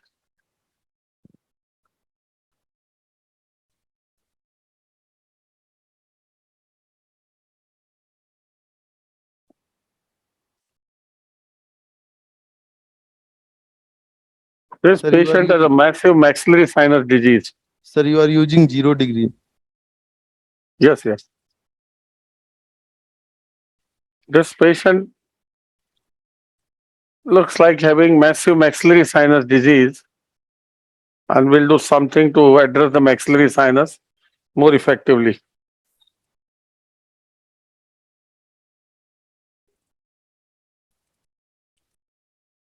See this polypoidal mucosa in the maxillary sinus?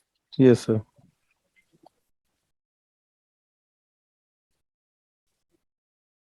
When you have a maxillary sinus disease and you are not able to address it effectively from the nasal side, you have other ways to address it in a simpler manner. Let me show you. Hmm?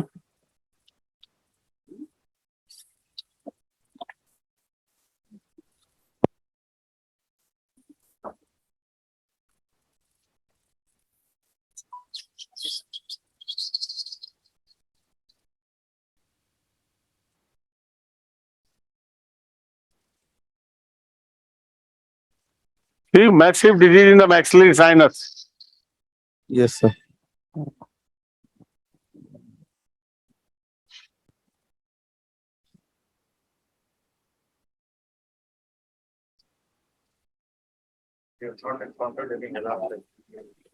Well, I don't know, chota LR cell. Yesterday we saw a small LR cell. Now to maxillary sinus, here we have question what all we can do more in case we have a difficult inaccessible disease in the maxillary sinus, far anteriorly and far laterally. What can be done simply? Let me show you. Yes. Right.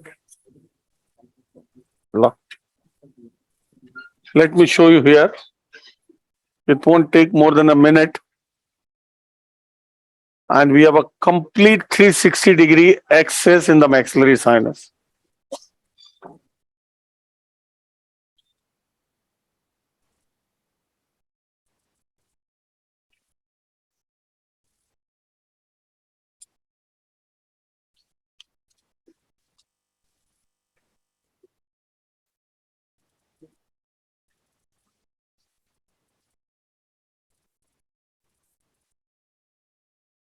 उसके बाद जेन ले जेन ले लेता सीधा तुम tonsil कर देना उसका इस टेबल पे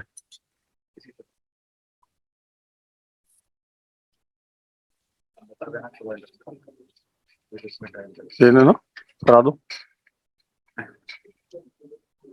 करा दो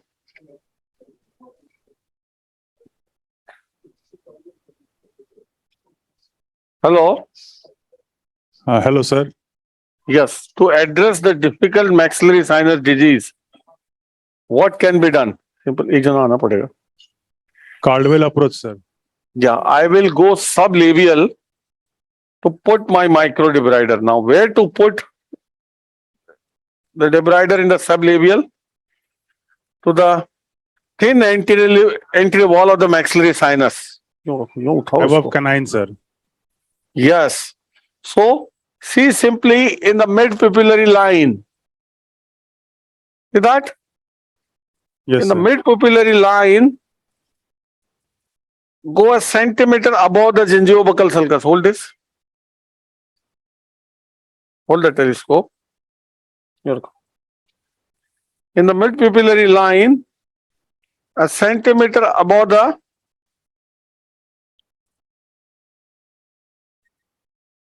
gingiobuccal sulcus, and you are inside the maxillary sinus. Just what we do in Caldwell approach, sir. Same. Yes. Sir. Yes. So let's see where we are. I pushed.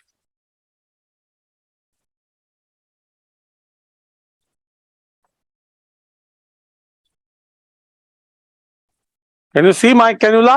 Yes, sir.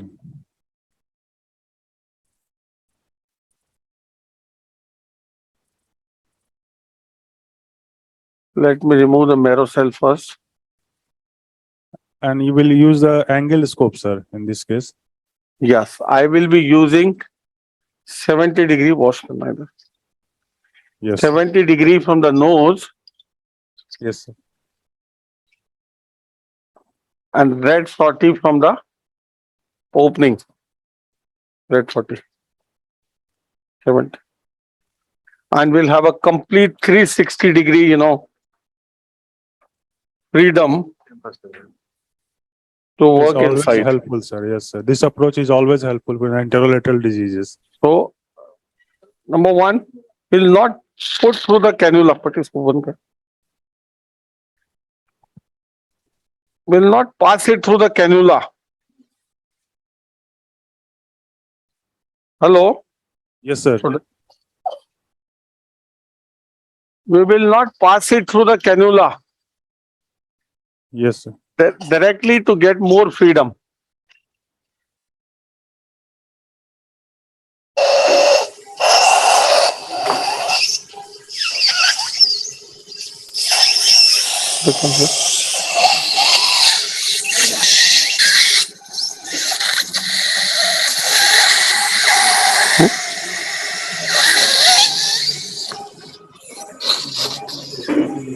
Yes.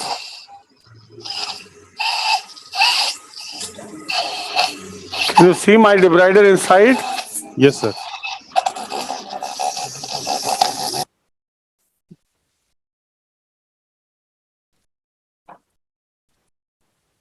Being red 40, it has a complete freedom. It can somersault inside Yes, sir.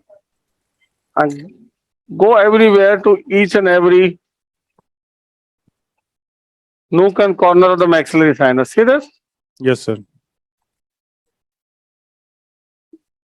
This from the inferior medial, superiorly, Yes, sir. We can laterally. touch all the corners. Yeah. See the floor, medially, anterior wall. See everywhere? Yes, sir. And the maxillary sinus is much better now. Yes, sir. And see, it is going directly through the opening, Yes, sir. not through the cannula. See this? And we can remove it. Yes, That's sir. it. Yes, sir. Yes, sir. Your maxillary sinus work can be done much better. See this? Yes, sir. Entire sinus is clear. few polyps in the anterolateral wall, sir. That will subside. Now you have a full access Yes. with the topicals to go inside. Sir, Major disease you have removed, you don't need to remove each and every mucosa. yes, sir. That will subside with steroid. Yes, dosing. so as the topical steroids penetrate, it will subside Okay, sir. without sections. Sir, another approach is through inferior meatus. Yes. See, this is more straightforward. Yes, sir. It's a direct head-on. Yes. Yes. Without any morbidity. Again, the mucosa which you puncture through the trocar, it heals without time. So the maxillary sinus work is done. Now coming to the frontal sinus work. Before that, we have removed the lower part of the uncinate. We have removed the part of the upper part of the uncinate. So there is a spur in the posterior part of the septum. How will you address that? Is it required? Not very strictly, but yes, we will do some high deviation correction. Okay, We'll sir. take care of that also. Okay, sir. बंद हो गया. Very sharp spur, sir. Yes, but it's not bothering.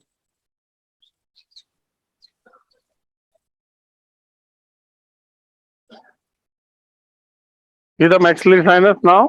Yes, sir. Now coming to the, what is it?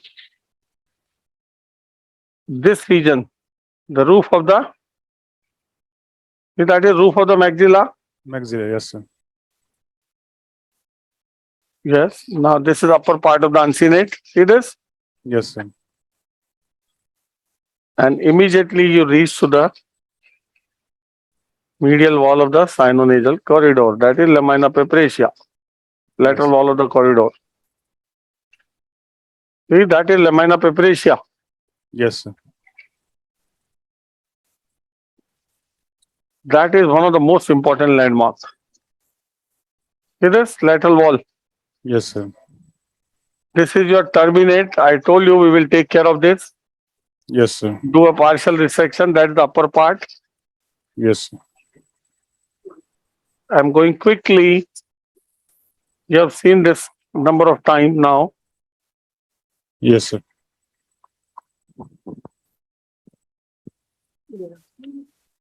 See this. I've opened up the axilla. Yes.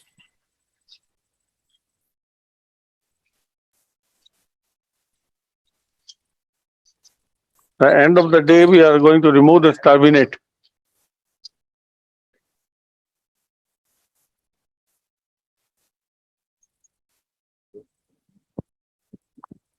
That's your lamina pepracia. See that? Yes, sir. All the way. I think, sir, patient has not taken the proper medical treatment. No. No. Back the way. Now we'll switch over to 70° and show you the frontal sinus work. You have a small type 3 cell on this side. Yes, sir. The septum, see the massive disease medial to it, this turbinate, Yes, and sir. disease medial to it. So I will take a part of it. So just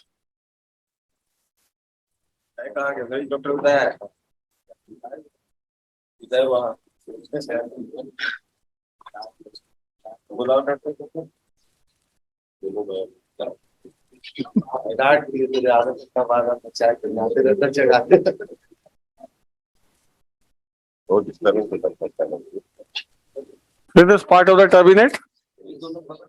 Yes, sir.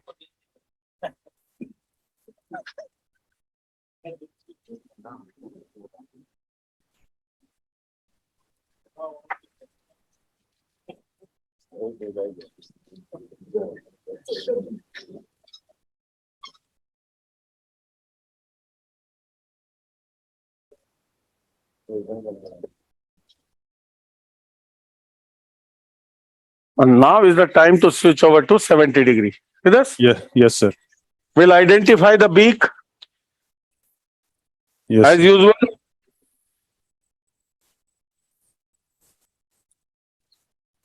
What enter? The next case is going to be JNA, Yes, sir. juvenile nasopharyngeal angiofibroma. Not very Extensive one, sir. extensive. Not extensive, limited one. Okay, sir.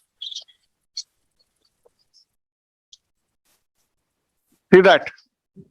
Yes. Give me back. See, show you the landmark, how to get into it.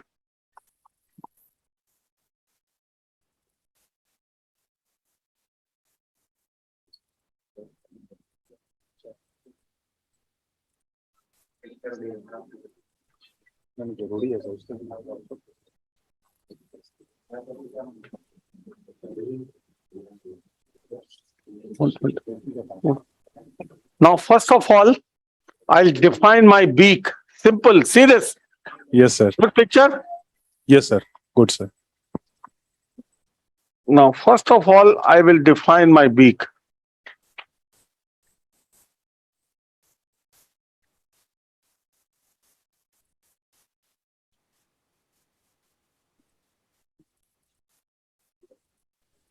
Here's the axilla. Go along that and define your beak. Yes, sir. That is your beak. Can you see? Yes, sir.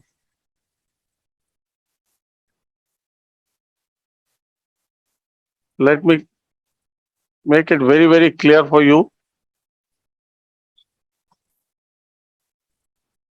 You will never forget in life.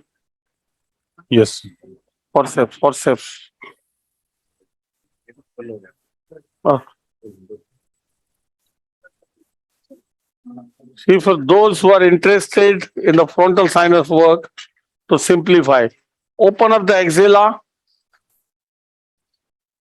and define the beak. Can you see the beak there? Yes, sir.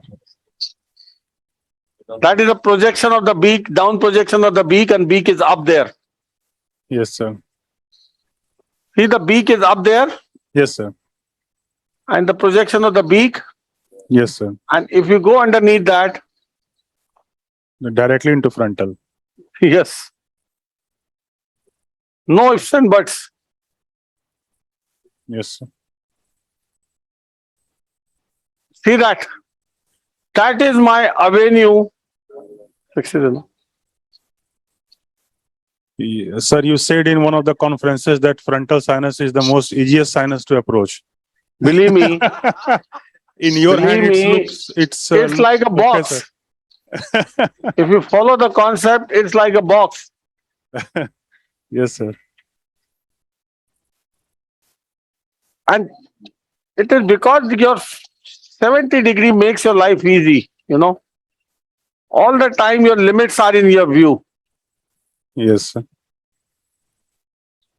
See, my limits terminate medially, see this? Yes, sir. Lamina laterally, see this? Yes. And the beak anteriorly, and the frontal is waiting for you to go in.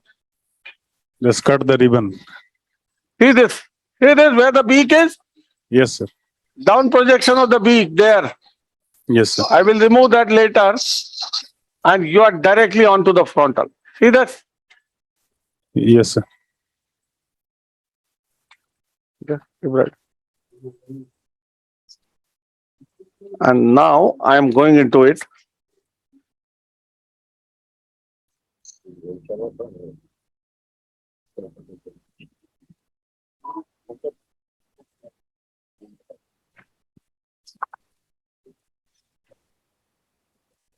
Once you have a type 3 cells, thoroughly open up the space along the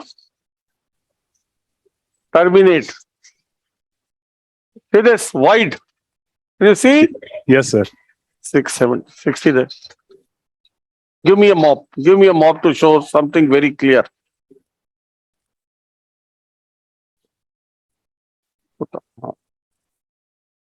See this. Let me keep it for a minute. Decongest it thoroughly. There's a good situation to explain. Sir, it's oozing a little bit because of the infection or BP or pulse. Probably inflammation. Because infection and inflammation. Yeah. See this now. Yes, sir. See the beak there up? Very clear? Yes, sir. Everybody see the axilla and see the beak. Yes, sir. Now, That is I will agar go cells. inside. Now, I will go inside medially. See this? Yes, sir. Medially, that is your frontal sinus opening. Okay, sir. 120. Can you see this? Yes, sir. What is this laterally which is narrowed the opening? Agar cell, sir. Type 3 cell I showed you. Okay, sir. Remember the CT. Oh,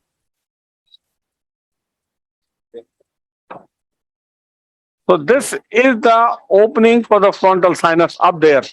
okay, sir. See, that is the frontal sinus up. Beautiful, sir. See there up, that is frontal sinus. Yes, sir.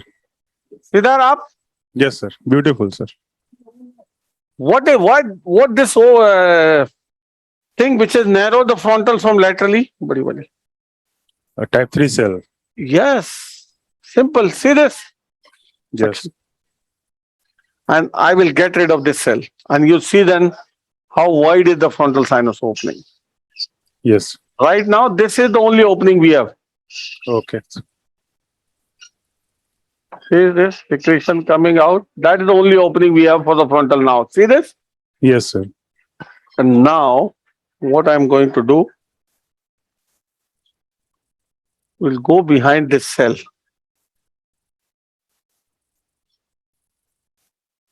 See this cell? Yes, sir.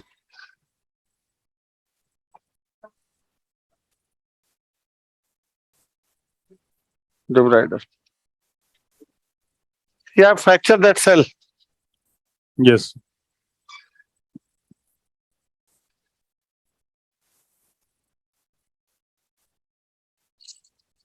That's the upper remnant of the cell. Little bit of the widening. See now. Yes, sir. See the frontal sinus now opening? Beautiful, sir. That cell is taken off. Yes. Sir. Now, this projection of the beak, see down projection, Yes, sir. is the obstruction. What is Yes. the best tool for that? Anybody from the audience? To take away that down projection. Carrison, sir. Which carrison? Articulated punch. This Articulated punch. articulated punch. See this? See this? Yes, sir.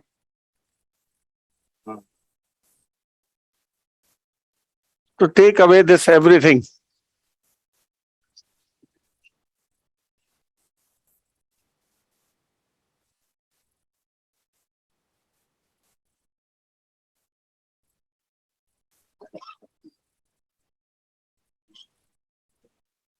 Some more. See how the opening has widened. Yes, sir. See the beak is up there. That was the down projection which I have taken off. Yes, sir.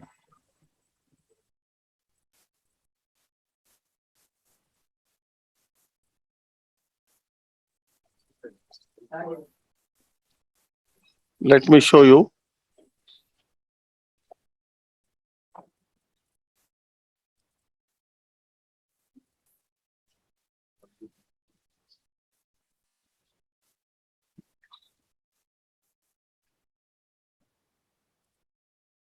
See the beak above? Yes, sir. Almost in a straight line now. Yeah, I have removed the down projection. Yes.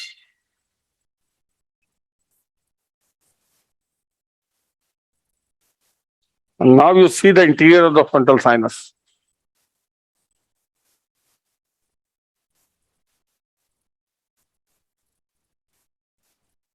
See the interior of the frontal sinus now. Yes, sir. The lateral opening is, sir, supraorbital. No, not supraorbital is behind. Okay, sir. That was a shallow recess on this side, nothing significant. Okay, just a recess. Yeah, shallow recess. Okay, sir. Dr. Satish, what are your indications to put a stent in this frontal sinus? What? A stent in the frontal sinus. Never. Don't need. Do a complete job. Yes. Don't need stents or anything like that. That is purely a monkey business, I tell you. Those who do not do a complete job of the frontal sinus, fear factor. That's why these workshops are to shatter your fear. See, widen the frontal to the limit. What will a stent do? A stent will widen to the limit. Again. Widen surgically. See this. Yes, sir. Can you see the opening of the frontal now and see the beak? Everybody, what we have been discussing since yesterday, the most important landmark, see in every case, it will never change. You have to understand for the frontal only one line. Yes. Where the beak ends posteriorly is the frontal. Yes, sir. See this was the axilla. Yes, sir. Anybody can identify the axilla Yes, sir. easily. Yes, sir. Follow the beak, follow the beak, follow the beak. Where the beak ends is what? Frontal. Yes, sir. It's about this? 1 centimeter from axilla, sir. The Yeah, frontal 1 to opening. 1.5 centimeter depending upon the thickness, which is variable. Yes, sir. So where is the difficulty? Where the beak ends is the frontal behind. Yes, sir. Same thing again and again we are seeing. The Yes, only sir. thing, the cellularity can be different, that you can see on the CT scan and accordingly join them. Okay, sir.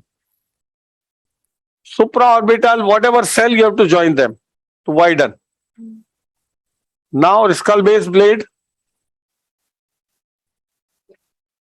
To flush this posterior table with the skull base. Yes, sir.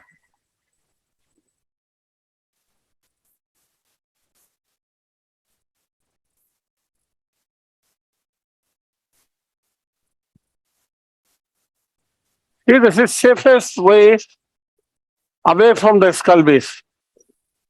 Yes, sir. The cutting edge is in view. Yes. Though it is reverse, it becomes straight with 70. Yes. See under vision. Yes, sir. See how the frontal posterior table is flush with the Skull ethmoidal base. roof.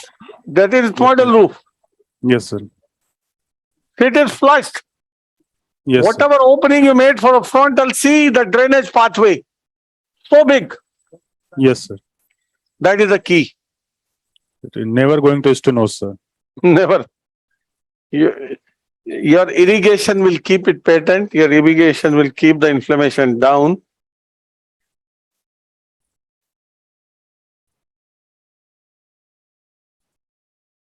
And see, I didn't disturb any disease medial to it in the olfactory cleft. Yesterday also you have seen,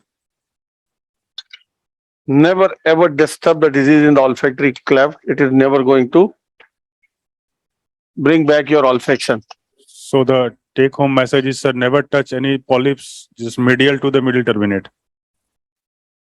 Superiorly. Superiorly, sir. Yes. See, that's the part of the middle turbinate I have taken off Yes, sir. and widen thoroughly. This is thorough widening.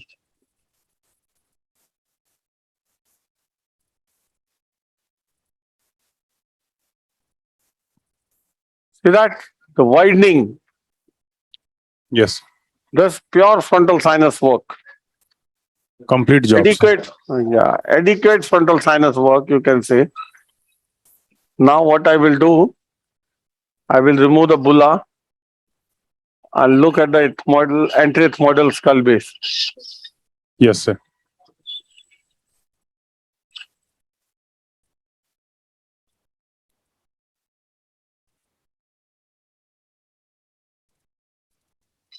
we haven't done post anterior model skull base complete, particularly posteriorly.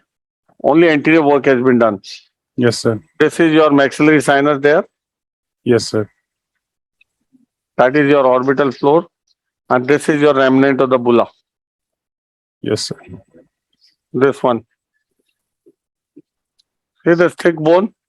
Yes, sir. See this osteitis. Yes, sir. There is a part of bulla. This is bulla only. Yes, sir. See how osteitic. Thick osteitic bulla. Yes, sir. Okay.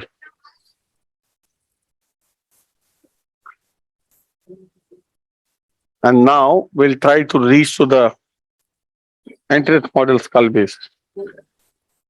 Yes. Sinus surgery is not about doing the sinus surgery. You have to do a comprehensive job at the same time preventing complications. Yes, sir. So actually, sir, you are repeating the same steps every time. So Yeah, it is same. leaving a impression in our mind. We have just memorized all the steps and it's a revision class. Again and again, that is same. The principle remains same. Yes, sir. That is the beauty of this workshop, sir.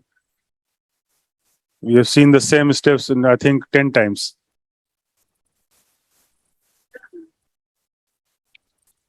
See there. See the anterior model skull base.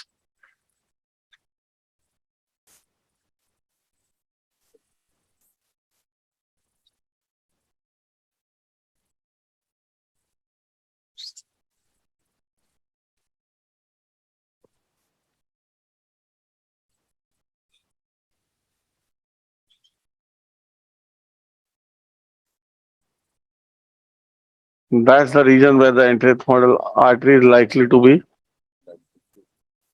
Yes, sir.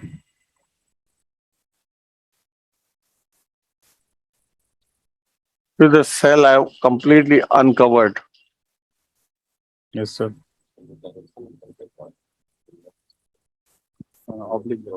See the skull base. Yes, sir. Very clear? Yes, sir. Sir.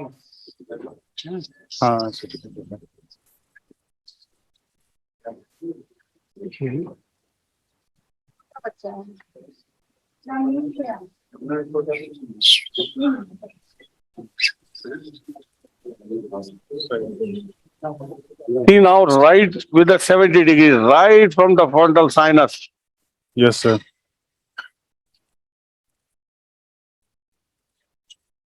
You always recommend, sir, while dissecting at the anterior model artery, always remain medial or maximum at the midline, not lateral. Not laterally, never. Yes, sir. You always recommend, sir. See this polypoidal mucosa within frontal. Yes. Once the irrigation starts going, it is going to. Once the aeration is established, drainage is established. Yes, sir. When the irrigation starts going, it is going to come back. Yes, sir. You don't need to extensively, traumatize that. Yes, sir.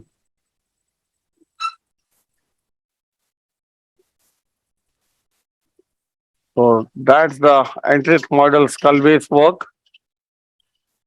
Actually, we were late, sir. So, is there any supraorbital sign on the left side? Not right. There is a We very didn't shallow see the recess. CT. Okay, sir. Very shallow recess. Okay, sir. Not significant. Okay, sir. See the complete frontal and the anterior model work. Beautiful, sir. Like we did on the opposite side. Now I will change to 0 degree. Yes. And the rest of the posterior model and the sphenoidal work. And then we will move on to the JNA.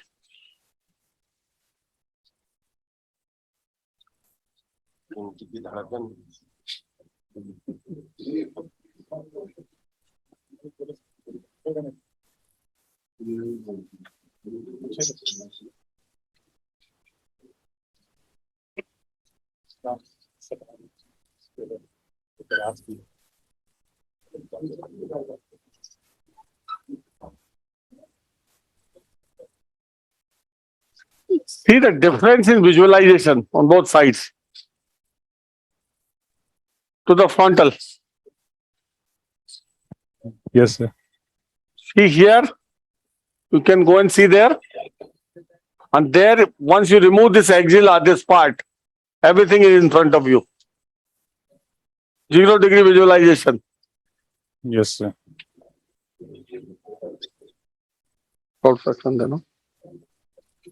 See now, the post-its model work. This ground lamella is nothing but the second part of the middle turbinate as it turns, lying in the coronal plane. Yes, sir.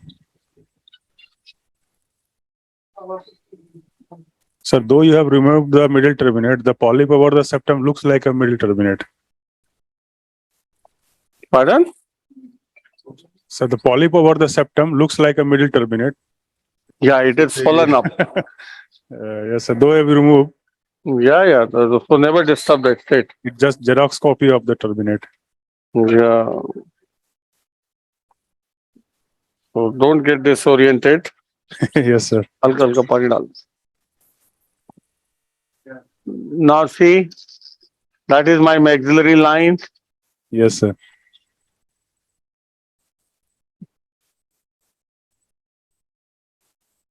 See, entering into the posthethmoid. Entering into the posthethmoid. Yes, sir.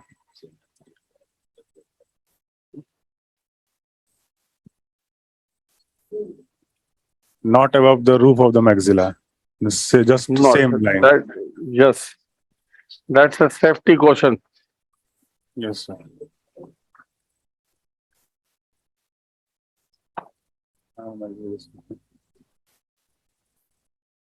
And this is your superior turbinate. See this? Yes, sir. Yes, sir. That is the superior turbinate. I have taken a little bit. And see, at this level, this is lower part. Yes, At sir. this level, this is septum. Yes, sir. See medially the septum. Yes, sir. This is the turbinate there. This one. Yes, That's sir. the level of the maxillary line. Yes, sir. And here I can see the sphenoid sinus. See that? Very small opening, sir. Yes. Yes. See this level of the maxillary line. Yes. See this. Yes, sir. We are inside sphenoid. Idea is this is along the septum. See, this is septum. Always remain close to septum. Yeah, this is middle superior turbinate. It's still lateral to medial to it. Yes, sir. And now everything anterior to the ostium has to go. It It's is a huge sphenoidal chunk. Yes, sir. All You these things say- have to go. You said, sir, it's a garbage. Now, see this? Yes, sir. See this? These are thick septations because of osteitis. Due to osteitis. Sir. Yeah, I'm breaking them.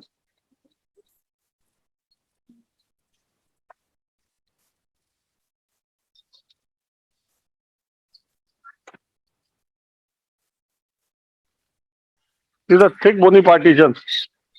Yes, sir. Now, anything coming anterior to the ostium, Yes, that's the sir. ostium. Yes, sir. We are safe as long as we are anterior to the sphenoid ostium. That's the bottom line. Yes. Any critical structure behind in the sphenoid cannot come anterior to the Ostium. ostium. Yes, sir. There's one thing can save you from all complications one can give within the sphenoid sinus.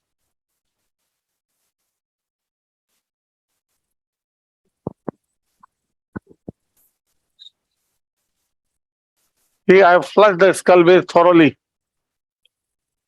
Yes, sir. See, flush the skull base thoroughly.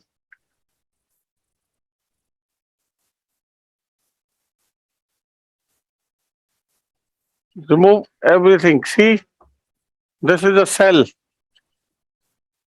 Yes. Can you see this? Yes, sir. This is Heller cell. Hallard cell. One can miss this easily. Yes, sir. What you need to do is communicate this with the sinus. Maxillary sinus. Yes, sir.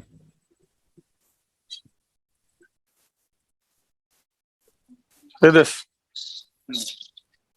Many a time this cell is, we have seen, even bigger than the sinus itself. One can get disoriented. See the Heller cell? Yes, sir. Okay. 40. You have to thoroughly communicate it with the sinus.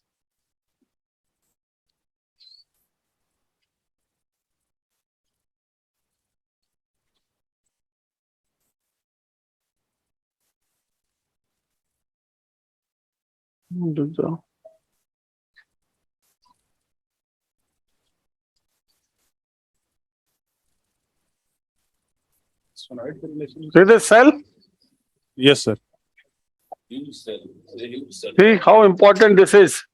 Yes, sir.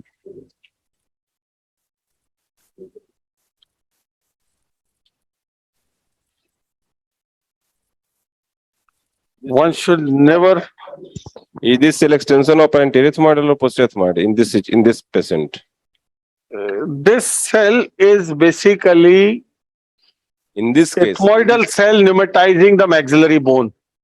anterior group or posterior group? In this case, Anterior ethmoids pneumatizing the maxillary bone.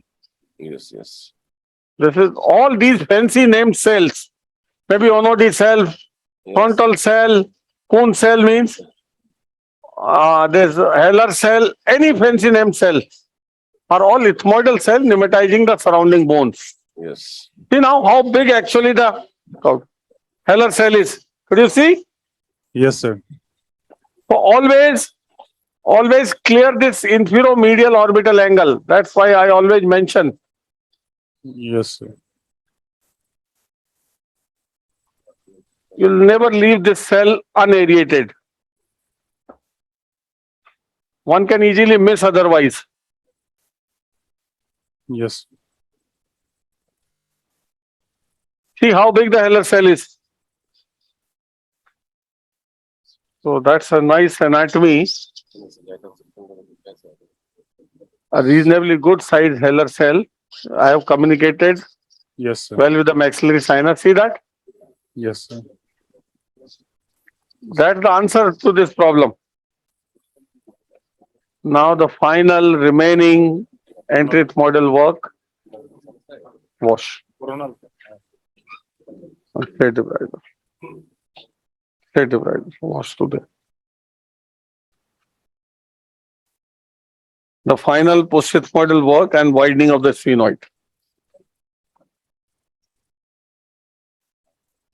So bilateral full house stress is a marathon.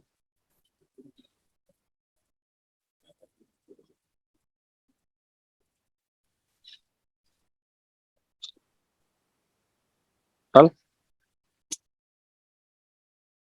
see, that is your sphenoid sinus. Yes, sir.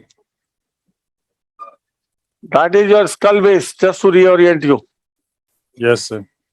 All skull base, skull base. Yes. Yes, sir.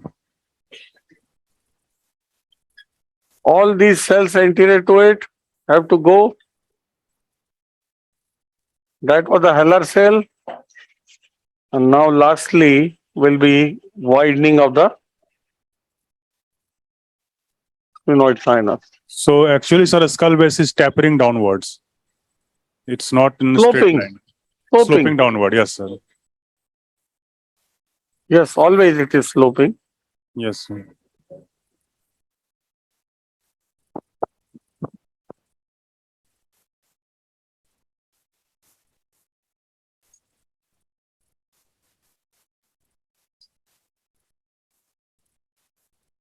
See now? Yes, sir. Everything done except the sphenoid widening. Section there. Section.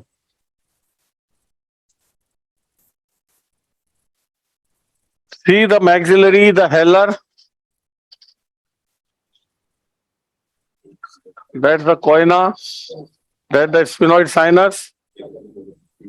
That's the postsigmoids. Postsigmoidal skull base. All done. All done. All done. See all the way. Yes, sir. The only thing which is left is the Sphenoid sphenoid sinus widening. widening. Yes. Sir.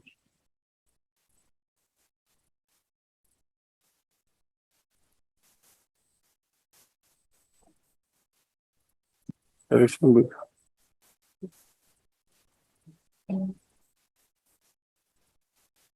See the sphenoid sinus? Yes. Sir.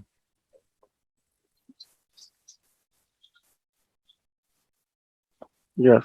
Using your through biting, and now I can use my sphenoid punch.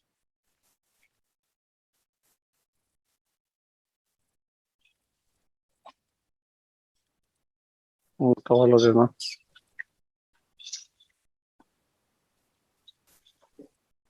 See the sphenoid? Yes, sir. This small opening is never going to serve the purpose. Yes, sir.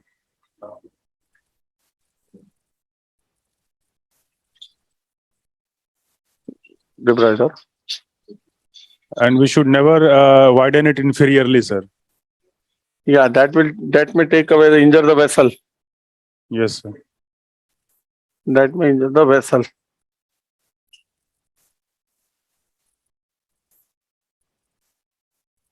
So always widen laterally towards the anterior wall Yes, and sir. under vision little bit superiorly because superiorly it is close to the roof.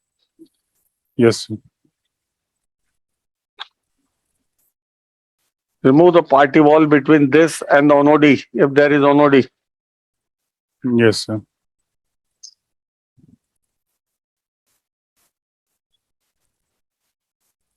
See the sphenoid? Yes, sir. See the anterior wall. See this anterior wall. I am removing. Yes, sir. See the party wall.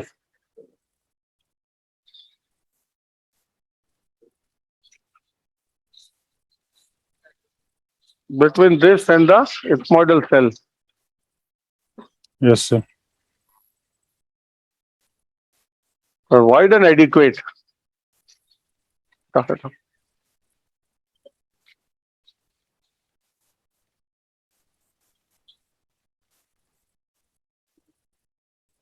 So how much should we widen the sphenoid, sir?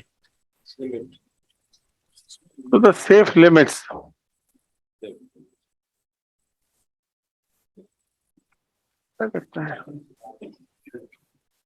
Find out. Line.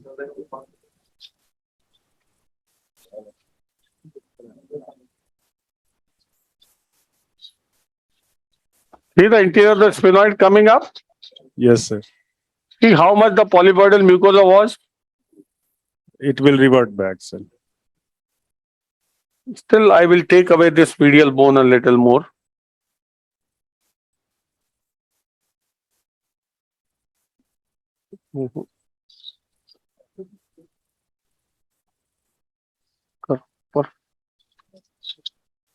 See this medial bone.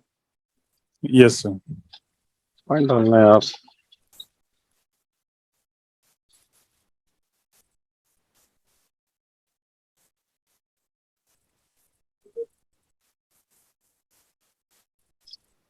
मोटा नहीं लेते कभी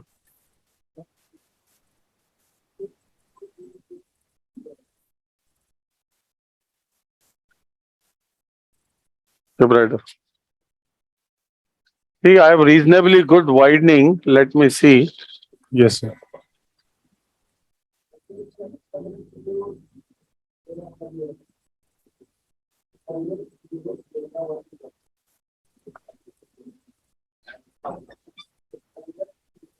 See now? Yes, sir. What is that? Find out.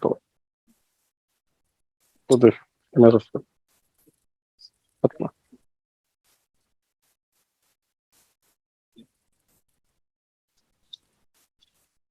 Mhm. Now see finally the sphenoid. This is for sphenoid only. Yes. We use reverse blade. See this? Yes. Because the direction is anteriorly, not behind. You can check the floor if any polypoidal mucosa.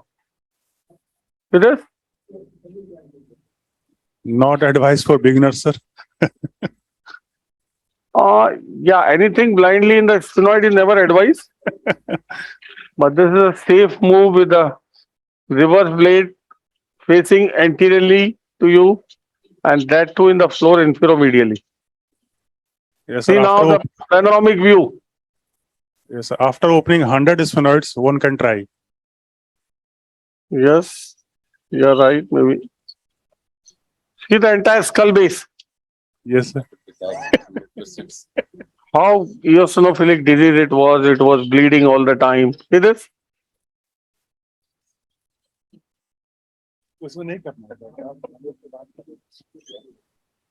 See the panoramic view? Yes, sir. Beautiful, sir. All sinuses in single view. Oh, sorry, I forgot to show you the okay. It's not looking nice. Septal correction. Septal correction, not it giving nuisance. No, I will let me show you at least. This limited correction. High deviation. This is important high deviation because right now what you are seeing is a decongested nose.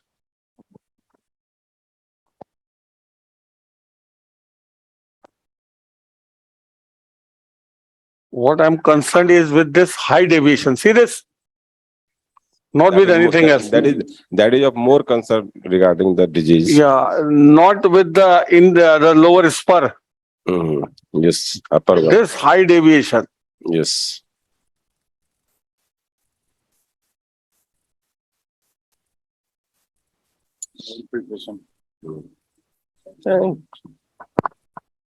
No infiltration, sir. No. Even I normal told you saline. never- Yeah, if you want for hydrodissection, you can Yes. infiltrate normal saline, but not needed.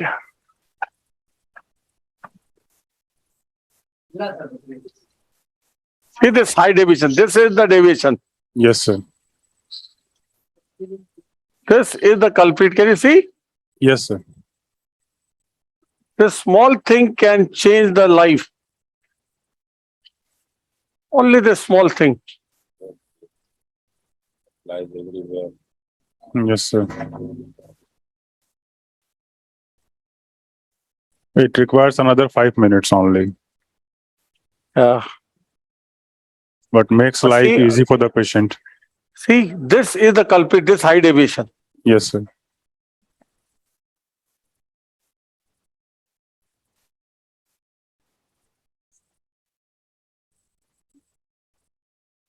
Never pull, A twist just. bite through.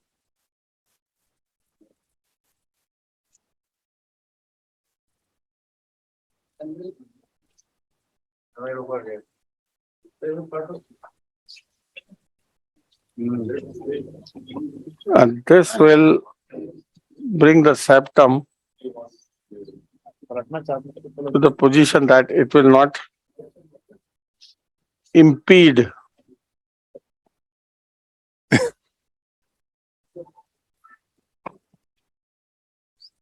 Beautiful. That is the main deviation. Yes, sir. Finished. Finish that high deviation. See this? It took less than 2 minutes, sir. Yeah. And it is so important. Yes, sir. It can ruin the entire surgery, boss. Yes, sir.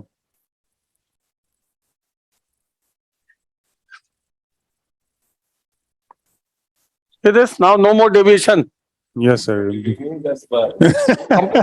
Aswani sir is insisting, sir, to remove the posterior spur, sir. Posterior spur is not bothering. Why to unnecessarily? It is cosmetic value or they have got cosmetic value. Who is looking into the nose for cosmetics? Surgeon's itch. That is surgeon's itch only. Yes, sir. A temptation. See this? $4. See now, everything, the high deviation is over. Beautiful, sir. It should be done. It should not take long. Here's the final picture. Here's the final picture. Now, when this guy irrigates, everything will reach to the area where we want. Yes, sir. Can you see? Your Beautiful, olfactory area is so accessible now for the topicals. See this? Excellent, sir. So this was a bilateral full house fest. We always call it as a marathon. See this? Yes, sir. Thank you. Thank you for your attention. And next phase is getting ready. Very soon we'll be there. Thank you so much, sir.